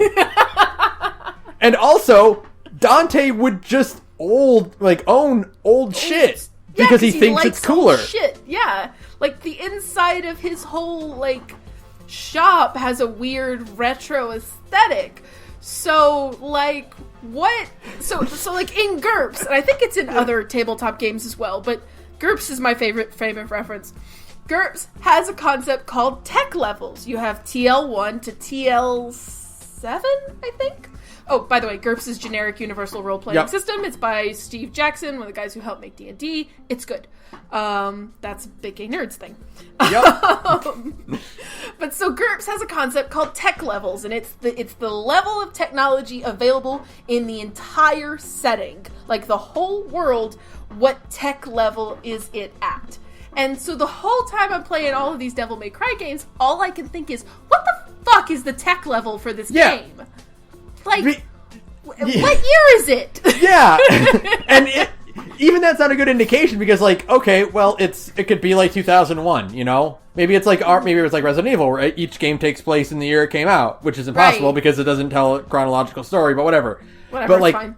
But the fact is, like, you know, you have a thing where it's like in the beginning of 1 where it's like Sparta ruled over the human world for whatever. 2,000 years, yeah. Well, he diverged the timeline then.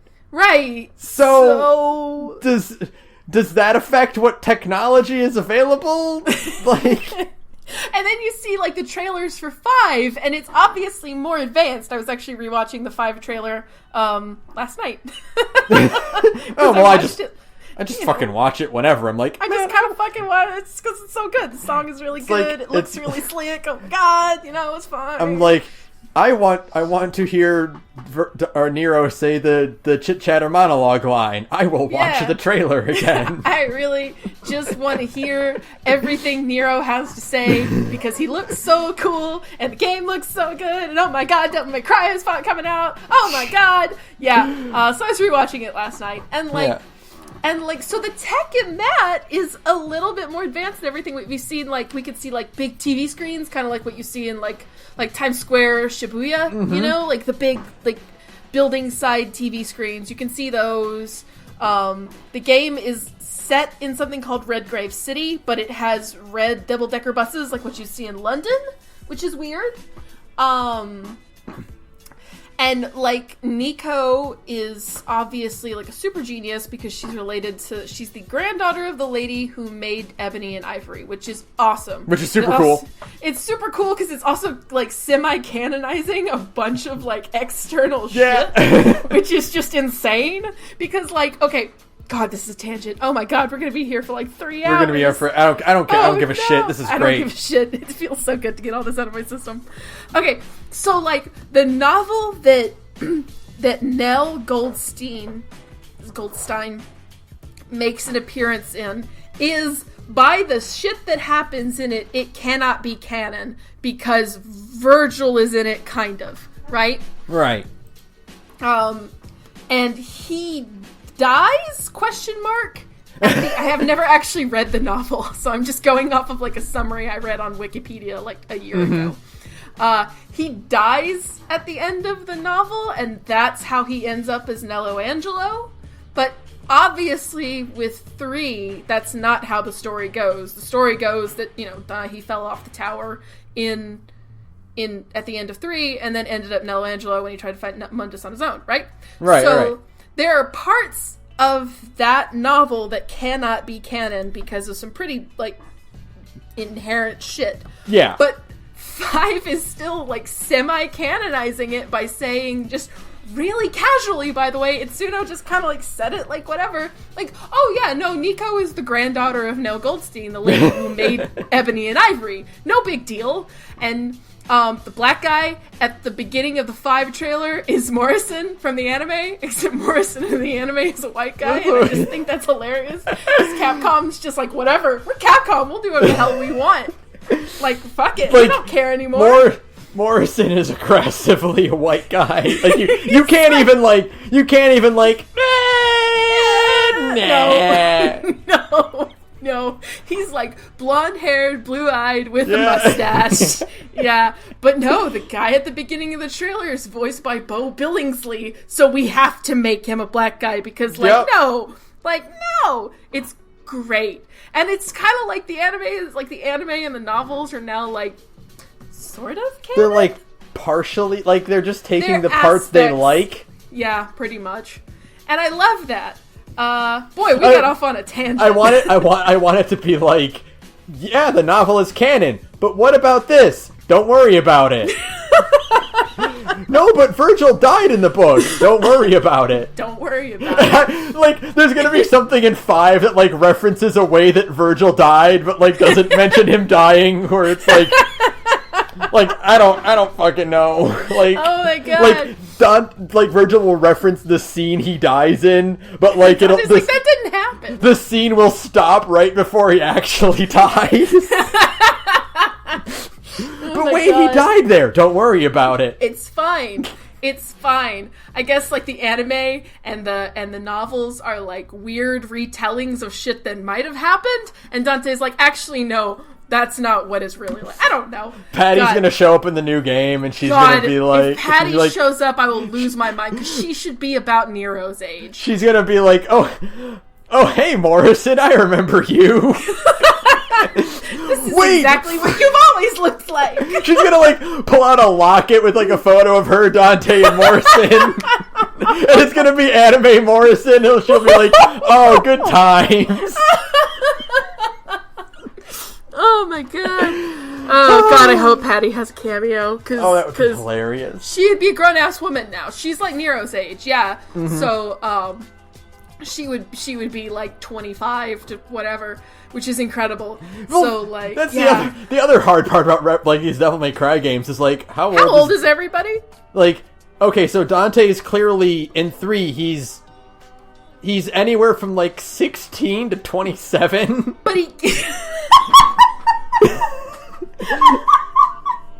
I guess 16 to 27. You're right. I'm right. You're right! Because, like, the thing is that, okay, this is, again, another conversation I had on the subreddit, but it's fine. So, like, because of 4, okay? Because of what we know about 4 and what we know about, like, the external material from 4, Nero was a thing. Yeah, by DMC3. Nero was born in 3. Like, by 3, he was born.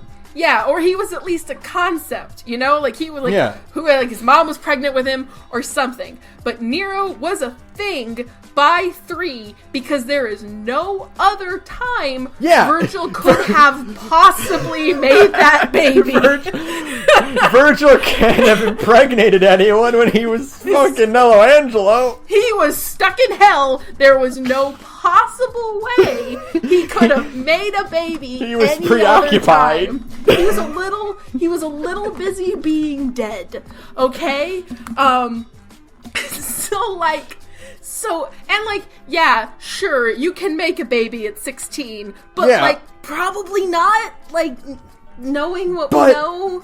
But, like, Dante's character is being a punk-ass shit kid. So, I guess, like, reasonably, like, 19 to 22, 20. Yeah, but, you know, it's not, you know, and then, that's fine. Okay. How old is he in 1? Because 3 ends in him wearing the costume in 1. And by the way, as like a side note, that character model wearing that outfit just looks really weird. Mm-hmm. Like, it just looks really wrong. I don't know why. Maybe because, like, Devil May Cry 1, Dante's model is, like, more square-jawed and he's more tan, and it just kind of, like, suits him better. It just looks really strange. But so he's wearing the DMC1 outfit at the end of 3. So is it, like, 3 years after? Like, is it like 3 weeks? Yeah, is it the next day? How long has Virgil been dead? Like, because the game kind of makes it, that's the other thing, because the game kind of makes it sound like, oh, well, Virgil's been dead for a while by the conversation Trish and Dante have at the beginning of the game, right? Right. But they don't say how long. Yeah, like, it has to have been long enough to be having become Nello Angelo, but how long does that take? You will drive yourself insane trying to think of how old everybody is. Yeah, and you know, how old is Nero? Nero could be anywhere between 16 and 27.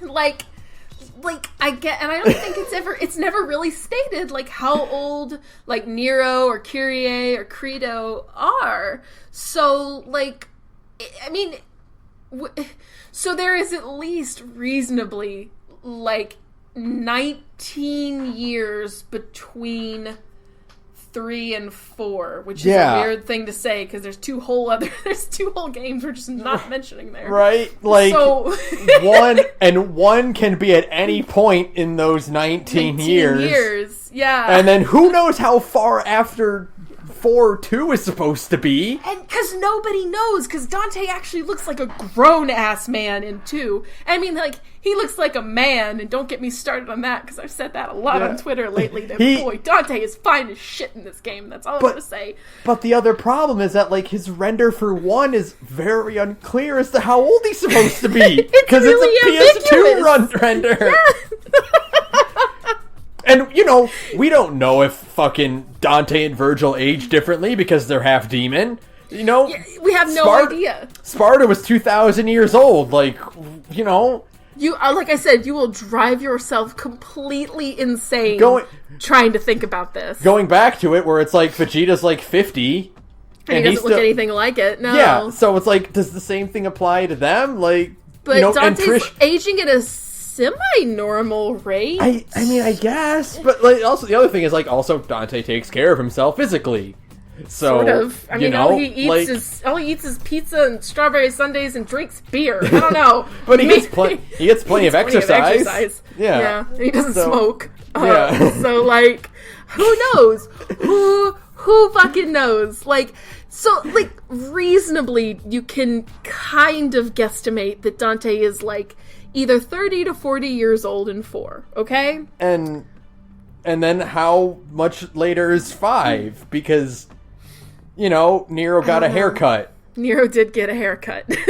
Who knows? And again, like I mentioned at the very beginning, like, if you Photoshop the beard off of Dante, he doesn't look that much older. Yeah, I don't know.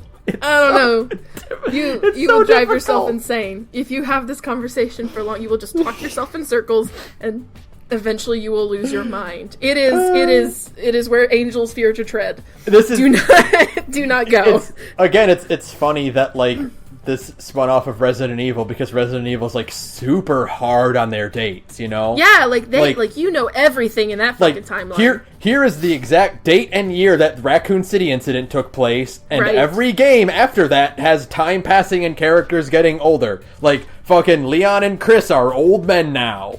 Yeah, they're like old dudes because they have kept track of their time, and so it's weird. It's like, well, Devil May Cry is spun away from Resident Evil, but boy, Devil May Cry's timeline is fucking bonkers. No, you know what's going to happen? You know what's going to happen? Oh no. Patty's going to show up in 5. And she's going to be like 16 and we're all going to kill ourselves. She's still going to be like 8. Oh my god. And then they're going to be like, surprise! Everything after 1 has taken place over like 3 years. And you're like, fuck. And then you just kill yourself. What the fuck? Now nobody knows what's going on anymore. Patty's going to show up and be a brunette, though. Fuck you. Fuck you. screw you. Nobody cares. Yeah. Oh my god. Okay. Fuck. Man, I really, really, really, if you haven't noticed yet, I like Devil May Cry a lot. I love Devil May Cry. Boy, how did we even get on this topic of fucking, like... We were talking about the fact that we can't understand technology in that game because, like... Right, but then how did we get from there? What were we talking about before that? I don't know anymore. We've gone off on so many tangents. It doesn't matter. It doesn't matter. We have been on so many tangents. We were talking about... Oh, because we somehow went from Dante and Virgil's relationship as brothers to technology to the timeline. Yeah. And I really want to go back to the Virgil 3 fight real fast. Okay, go for it, yeah. Because it's really good. I just kind of want to talk about it, just you and me. Because, like, Virgil 3 is so cool. Like, it just... The music is good. The water the water flowing by. It just... You're standing on, like, the edge of a cliff. And both of you are at your peaks. You have everything. You have all the gear. Like, you have your equipment that you took into the final boss fight. So you were decked out, man. You are ready. You're as kitted out with, like, blue orbs and fucking, like, everything you could possibly need. And so it's just this, Dante is finally at Virgil's level because they were fighting with each other as equals in the last boss fight. And so, like, now it's you and him, and it's just this incredible showdown. And, like, the music is so good. It's really, like, we've been listening to butt rock all game. And I mean, I love butt rock. Don't make any mistake. I love me some butt rock. And we've been listening to that all game, and now we get, like, this orchestral sounding thing. And it stands out so much. Yeah, you're like, oh, this is like a moment. This now is like it's real. The end. Yeah, like it's like serious. It's not like, like brotherly competition. This is like life and death. Mm-hmm. And it's so good. He's so fast. He's so fast. And he has some bullshit Devil Trigger moves now. He fucking busts out these supers that you're just like, they're just brand new, and you're like, oh fuck. Because, and he's just like, he's got like the cool where he's like doing the, like a helm splitter, but it's just like constant. Like he's teleporting and then helm splitting you, and he's doing like the sword flurry thing, but it's like hundreds of them all at once. Which is again is one of his Marvel moves. It's also a movie has in Devil May Cry 4, and it's busted as shit. He's so cool. He's so cool. See, like, rival characters being broken as fuck is fine. Like, you don't want your pro tag to be like busted because you want to like empathize with your pro tag, because he's like, oh, he's not like amazing at everything. You're kind of like, ah, cool, he's like a guy that I can like kind of empathize with. But your rival character can be as busted as shit, and it doesn't matter. You know? Can make your rival character as unstoppable as you want, because he's the one you're gonna have to fight eventually. Yeah, and like when you beat him, you're like, oh, cool, I just overcame this huge hurdle. You know what I mean? I love. That is Devil Trigger regenerates health too. Oh, it feels like so bullshit. It's so bullshit. But it's so but you're like, too. But it's like, it's bullshit in the fact that it's totally fair. It's totally fair because if his didn't and yours did, then like that doesn't make sense in universe. But no, his Devil Trigger does regenerate as much as yours. I think it even regens at the same rate. Yeah, it's like when you get to the later gym fights in Pokemon, and it's like the gym leader starts using potions, and you're like, you can't do that. You're not allowed to do that. That's for me. This fight is hard enough without you regaining health, you jerk. No, it's amazing. Just all of it is amazing. Also, as like a one other thing is, I love the line. I fucking love the line where like they both get their pendants back, and then Virgil's like, "Give that to me," and Dante's like, "No, it's mine." Like it's such a a big brother, little brother. Doesn't he say you already have one too? Yeah, like, you got your own. He says, no, this one's mine, you've got your own. And then Virgil literally says, well, I want yours too. It is such a like big brother, like little brother conversation. And like the stakes are life and death, and they're still talking like siblings, and I love it. They're still being shits to each other. And it is so funny.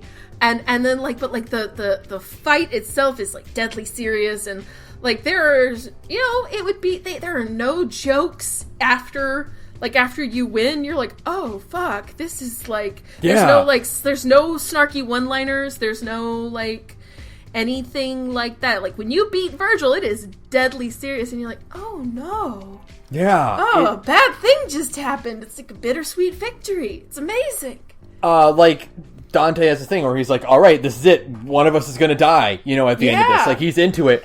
And then at the end, he's, like, still trying to save Virgil. I know, God, it's, like, beautiful. It's amazing. Like, it's such good, because, like, you've kind of gotten used to a certain tone in the whole game, and, like, there have been some really serious moments. Like, we haven't even talked about Lady killing Arkham, which is, like, one of the best scenes in the game. Oh, my God, it's such a good scene. It's so good and so intense, and Arkham is just so evil and unlikable, and, I was telling you the part, like, I love the fact that he screams no, and she literally cuts him off. Like, yeah! That is so, like, intense. It's such, like a just strong fuck you move. I love it.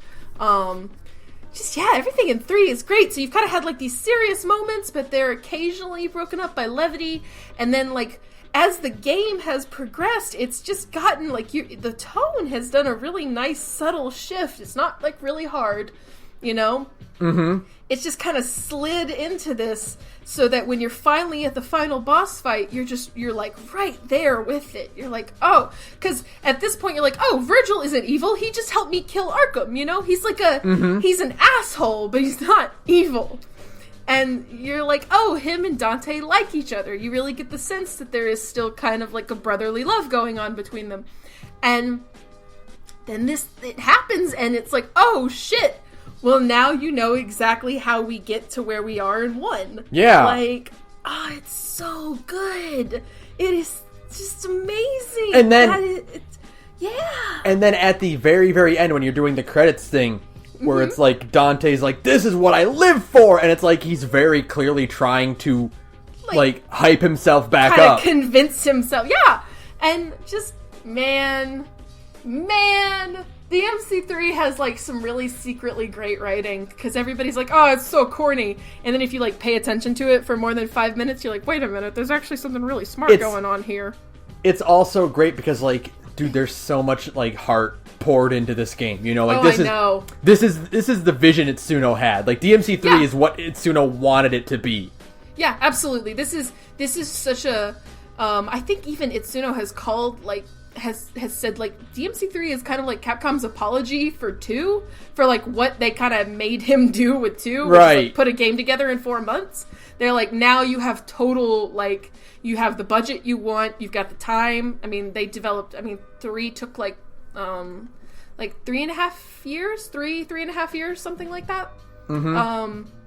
And so, like, they gave him the budget, they gave him the crew, they gave him the time, and they were like, here, just go make a masterpiece. And, like, he did. Oh my God, he did. Like, there's so much love.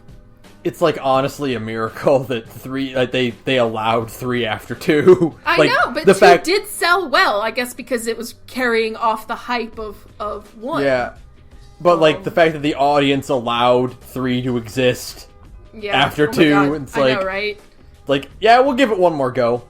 Yeah, that people would kind of give it... Yeah, and it turned out great. And, I mean, it sold amazingly and was just... I mean, everybody who likes these types of games likes 3. Like, you have to be dead inside to not like 3, you know?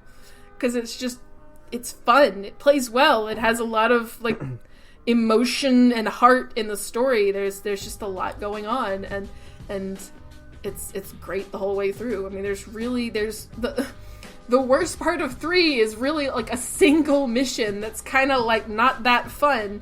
And it's over really quickly, and that's it. All you do is look up what you need to do, and then it's you just get through it and you're done. And you move on to the other fucking good part of the game. All the other good fucking boss fights in the game, and just every other part of the game is, even, like, the worst part of 3, which is, like I said, the sliding, the moving the floors around mission 15. Like, it is still nowhere near as bad as a whole third of DMC 1, you know?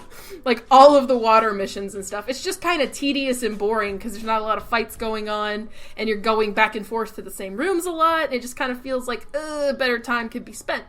But it's also kind of like a breather mission because you just finished, like, the big, huge, like, Virgil and Dante and all that shit, and mission 15 is like a like a little bit quieter. So it's a little bit boring, but it makes sense as well. So like it's just every piece of DMC3 fits together so flawlessly, and yeah, I mean, honestly, I could talk about it for another 2 hours probably.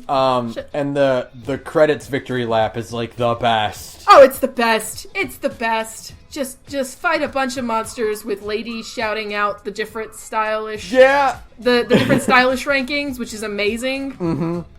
Yeah. Just, you are invincible. You have your gear. You can just fight these mooks to your heart's content. And just have a good time. Yeah. Yeah. Oh, it's so great. It's so great. fucking great. God, DMC3 is so good. Shit. Fuck, DMC. God. It's like talking about it makes me want to go play it now. I know. But it's like, I gotta go finish 4, and then I'll go replay 3. Then we can talk about 4, and then we can get excited to play 3 and 4 again. And then we'll just play 3 and 4 on repeat until 5 comes out in March. Oh my god! But no, let's talk about the other one. Do we have to? Do we really have to? I like to get it. I want to get it out, because... Okay, here's my thing. We'll talk about it, like, really briefly. Yeah, but I just a little feel bit. like it would be better to discuss its protagonist at the same time as the main protagonist of 4. You know what I mean? You know what? You're Because right. they have some... There's a kind of a similarity going on between... You know what? Yeah. Yeah, you're right. You're right. We'll hold off until we do the 4 episode. Okay. Yeah, because I think that's a good, like, well, what is the difference between Nero and Dante, or right. you know, or Nante? I mean, there's a similar concept there, but what is the difference? And that's kind of a thing that I think is better discussed when we talk about 4.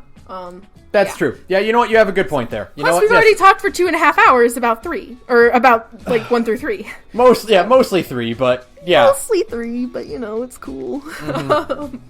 So yeah, well, I think maybe you know what? You're right. We'll more thematically appropriate. So. We'll woof.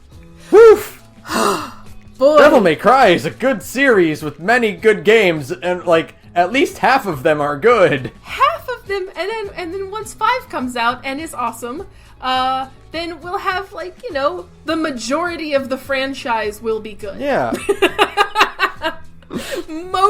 A higher percentage of games are good instead of bad. Because right now it's like almost 50-50. If we're counting DMC. Yeah. So, you know, like, it's fine. DMC 5 is coming. I'm super hyped for Gamescom, because that is when we will probably get another trailer and maybe a demo. That's kind of the rumor right now, is we might be getting a demo at Gamescom. More than anything, I just want to see what Dante looks like. Dante and Trish and Lady look like. Oh god. I want to see cool, badass, like, 40-year-old Lady, damn it. Yeah. I want to see Lady looking like a badass fight mom. That's all I want. So, you know, it's fine. Because we can use Lady as a reference for, like, how much time has passed, because she actually gets older like a human. Then maybe we'll actually know what fucking year it is in Devil May Cry. Because it's like, what, are you going to start judging Dante by when he starts going gray? Although it is interesting that, like, the hair tones of the game are, like, kind of different in 5. Because, like everybody's, like, Dante and Virgil and Nero are white-haired in 1 through 4. But, like, and I guess it's just because Capcom is going for a more realistic look for 5, that their hair is definitely more gray than white, which I kind of like. You know, it might just be because Virgil cut it, so now you're just seeing more of the roots than... Not Virgil, Nero cut it. It's cool. But, like... It's the same. They're the same. Literally, this is such a thing I should be holding on until 4, but, like, Virgil and Nero have the same face model. They're basically the same character. Yeah, this is fine. Well, also, Virgil and Nero have the same face model because he shares it with Dante, because they're all the fucking same. They're all twins. The same fucking people. They're all twins, and then Nero is Virgil's kid, so, like... I guess them Sparta genes are strong as hell. Yeah. So, yeah. God... I could do this forever. Devil May Cry is good, guys. Devil May Cry is pretty damn good. Yeah. We're gonna end this, and I'm just gonna go fucking play more 4. I'm gonna go play more 4, because 4 is still pretty good, even with its little missteps. With its hiccups here and there, but, like, it's got its hiccups. Overall, the package is rock solid, and there's a ton to do in that game. There's a lot to do. There's a lot of characters. There's a lot of great concepts in there that have been carried over from 4 and hopefully or from 3, and then hopefully they'll take all the cool concepts in 4 and then really just smooth them out and make them mirror shine in 5. Yeah. So we've had enough time that 5 should have none of the problems that 4 had. Thank God. It's been in development for 4 years, so that's longer than 3. How the fuck did Ruben Langdon hold on to that for that long? Like, how did he not explode? There are so many hints to exactly that on, Johnny Young Bosch's Instagram. You know what? We all, let's be honest, we all fucking knew, 2 years ago. We all fucking knew. Yeah, the rumor, but boy, that one leak that was on NeoGAF was it NeoGAF? No, it was Resetera. Or Reset Era. Yeah. Pretty much everything in that leak was spot on except for the engine, and it really could have been that they decided to change engines 2 years ago. It sounds like they started on UE4 and now they're on the RE7, their in-house engine. Yep, which explains why everyone looks the way they do. Which is awesome. I mean, yeah, I like it. We can't do this right now because I can totally do it. We can't. I love the way DMC5 looks. Fuck. We can't do this. We can't. We'll save 5 talk for the 4 episode, but that we'll do 5. That's what we should do. We'll talk about 4. We'll compare it to DMC, and we'll make 5 predictions. Yeah. Okay. You want to? Okay. We'll do it. We'll make our own bingo card. Okay. Okay. We gotta stop. Is there anything else? Is there fucking anything else you want to get out now? Oh, the anime is just kind of whatever. The anime could be better if everyone was more... Everyone just seems really bored in the anime, and that's Everybody just seems kind of bored in the anime, but I really like the art style of the anime, because it's Madhouse, and it kind of makes me think of Hellsing, really, really strong. Makes me think of Helsing. Yeah, especially with, the absurd amount of blood in the anime, and I kind of love it. I just wish, it had fucking more action in it, instead of... it's a good anime, slow. But, it's a lot of Dante, Trish, and Lady just kind of hanging out and doing investigations. Yeah, I wish it was a little bit more high octane. Yeah. But it's a solid 6 out of 10. And if you want to just sit around, if you just are desperate for more Devil May Cry content, the way I am, then watch the anime. It won't really scratch the itch, but it'll kind of help. You get to hear Ruben Langdon be Dante, and so that's that's fine. It's cool. Yeah. Is that it? Are we good? I think that's it for sure. We gotta be done. We have to be done. I fucking love these games. I really could just keep talking. Yeah.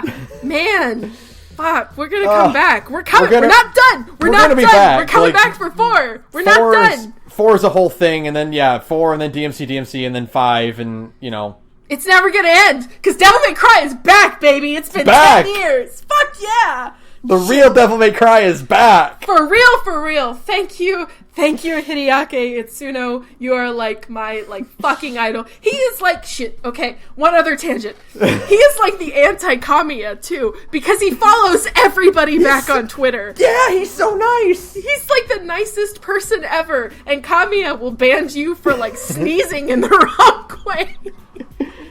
Kami is your sneeze offends me, fucking blocked. Yeah. And then Itsuno will just follow everybody back. It's great. Yeah. So I'm hype as fuck for 5. Oh god, can't wait. I just love DMC. Shit. Okay, I'm gonna go play DMC 4. Alright, yeah, we're gonna go play some DMC. So yeah, I'm doing the ending now, so we're done. We're done. Do it! Okay. Just end it! Thanks to Broke Free for some background music. Link to the word in the description. If you can follow us on Twitter at The Gorge Podcast, you can email us at thegorgepodcast@gmail.com. Sarah, tell us about your other podcast. My other podcast is definitely not about Devil May Cry. Hey, I'm in another podcast. It's called Big Gay Nerds. It's me and a bunch of LGBTQ friends sit around and we play tabletop games together. Right now we're playing Monster Hearts. It's almost done. We are rapidly approaching a really fucked up climax with that story. So you should come check us out. We're on Big Gay Nerds at SoundCloud, and you can find the links to all of our other social media stuff from there. Thanks. You're gonna start your next campaign. You're like, this is my character, Miss. She is a schoolgirl who has a lot of guns. She carries a big fucking rocket launcher, and it's named the Alina Can. Alita can, and she doesn't like her mom because her mom killed her dad. Yeah. It's fine. It's fine. It's fine. Or Right, playing so- a long-haired brunette with lightning powers. Don't worry about it. No, with water powers. Oh, God. Alright, so that'll do it for us. Man, fuck Devil May Cry 2. That one's easy. Fuck Devil May Cry 2. It sucks so bad. Oh, my God. Good night, everyone. Good night, everyone.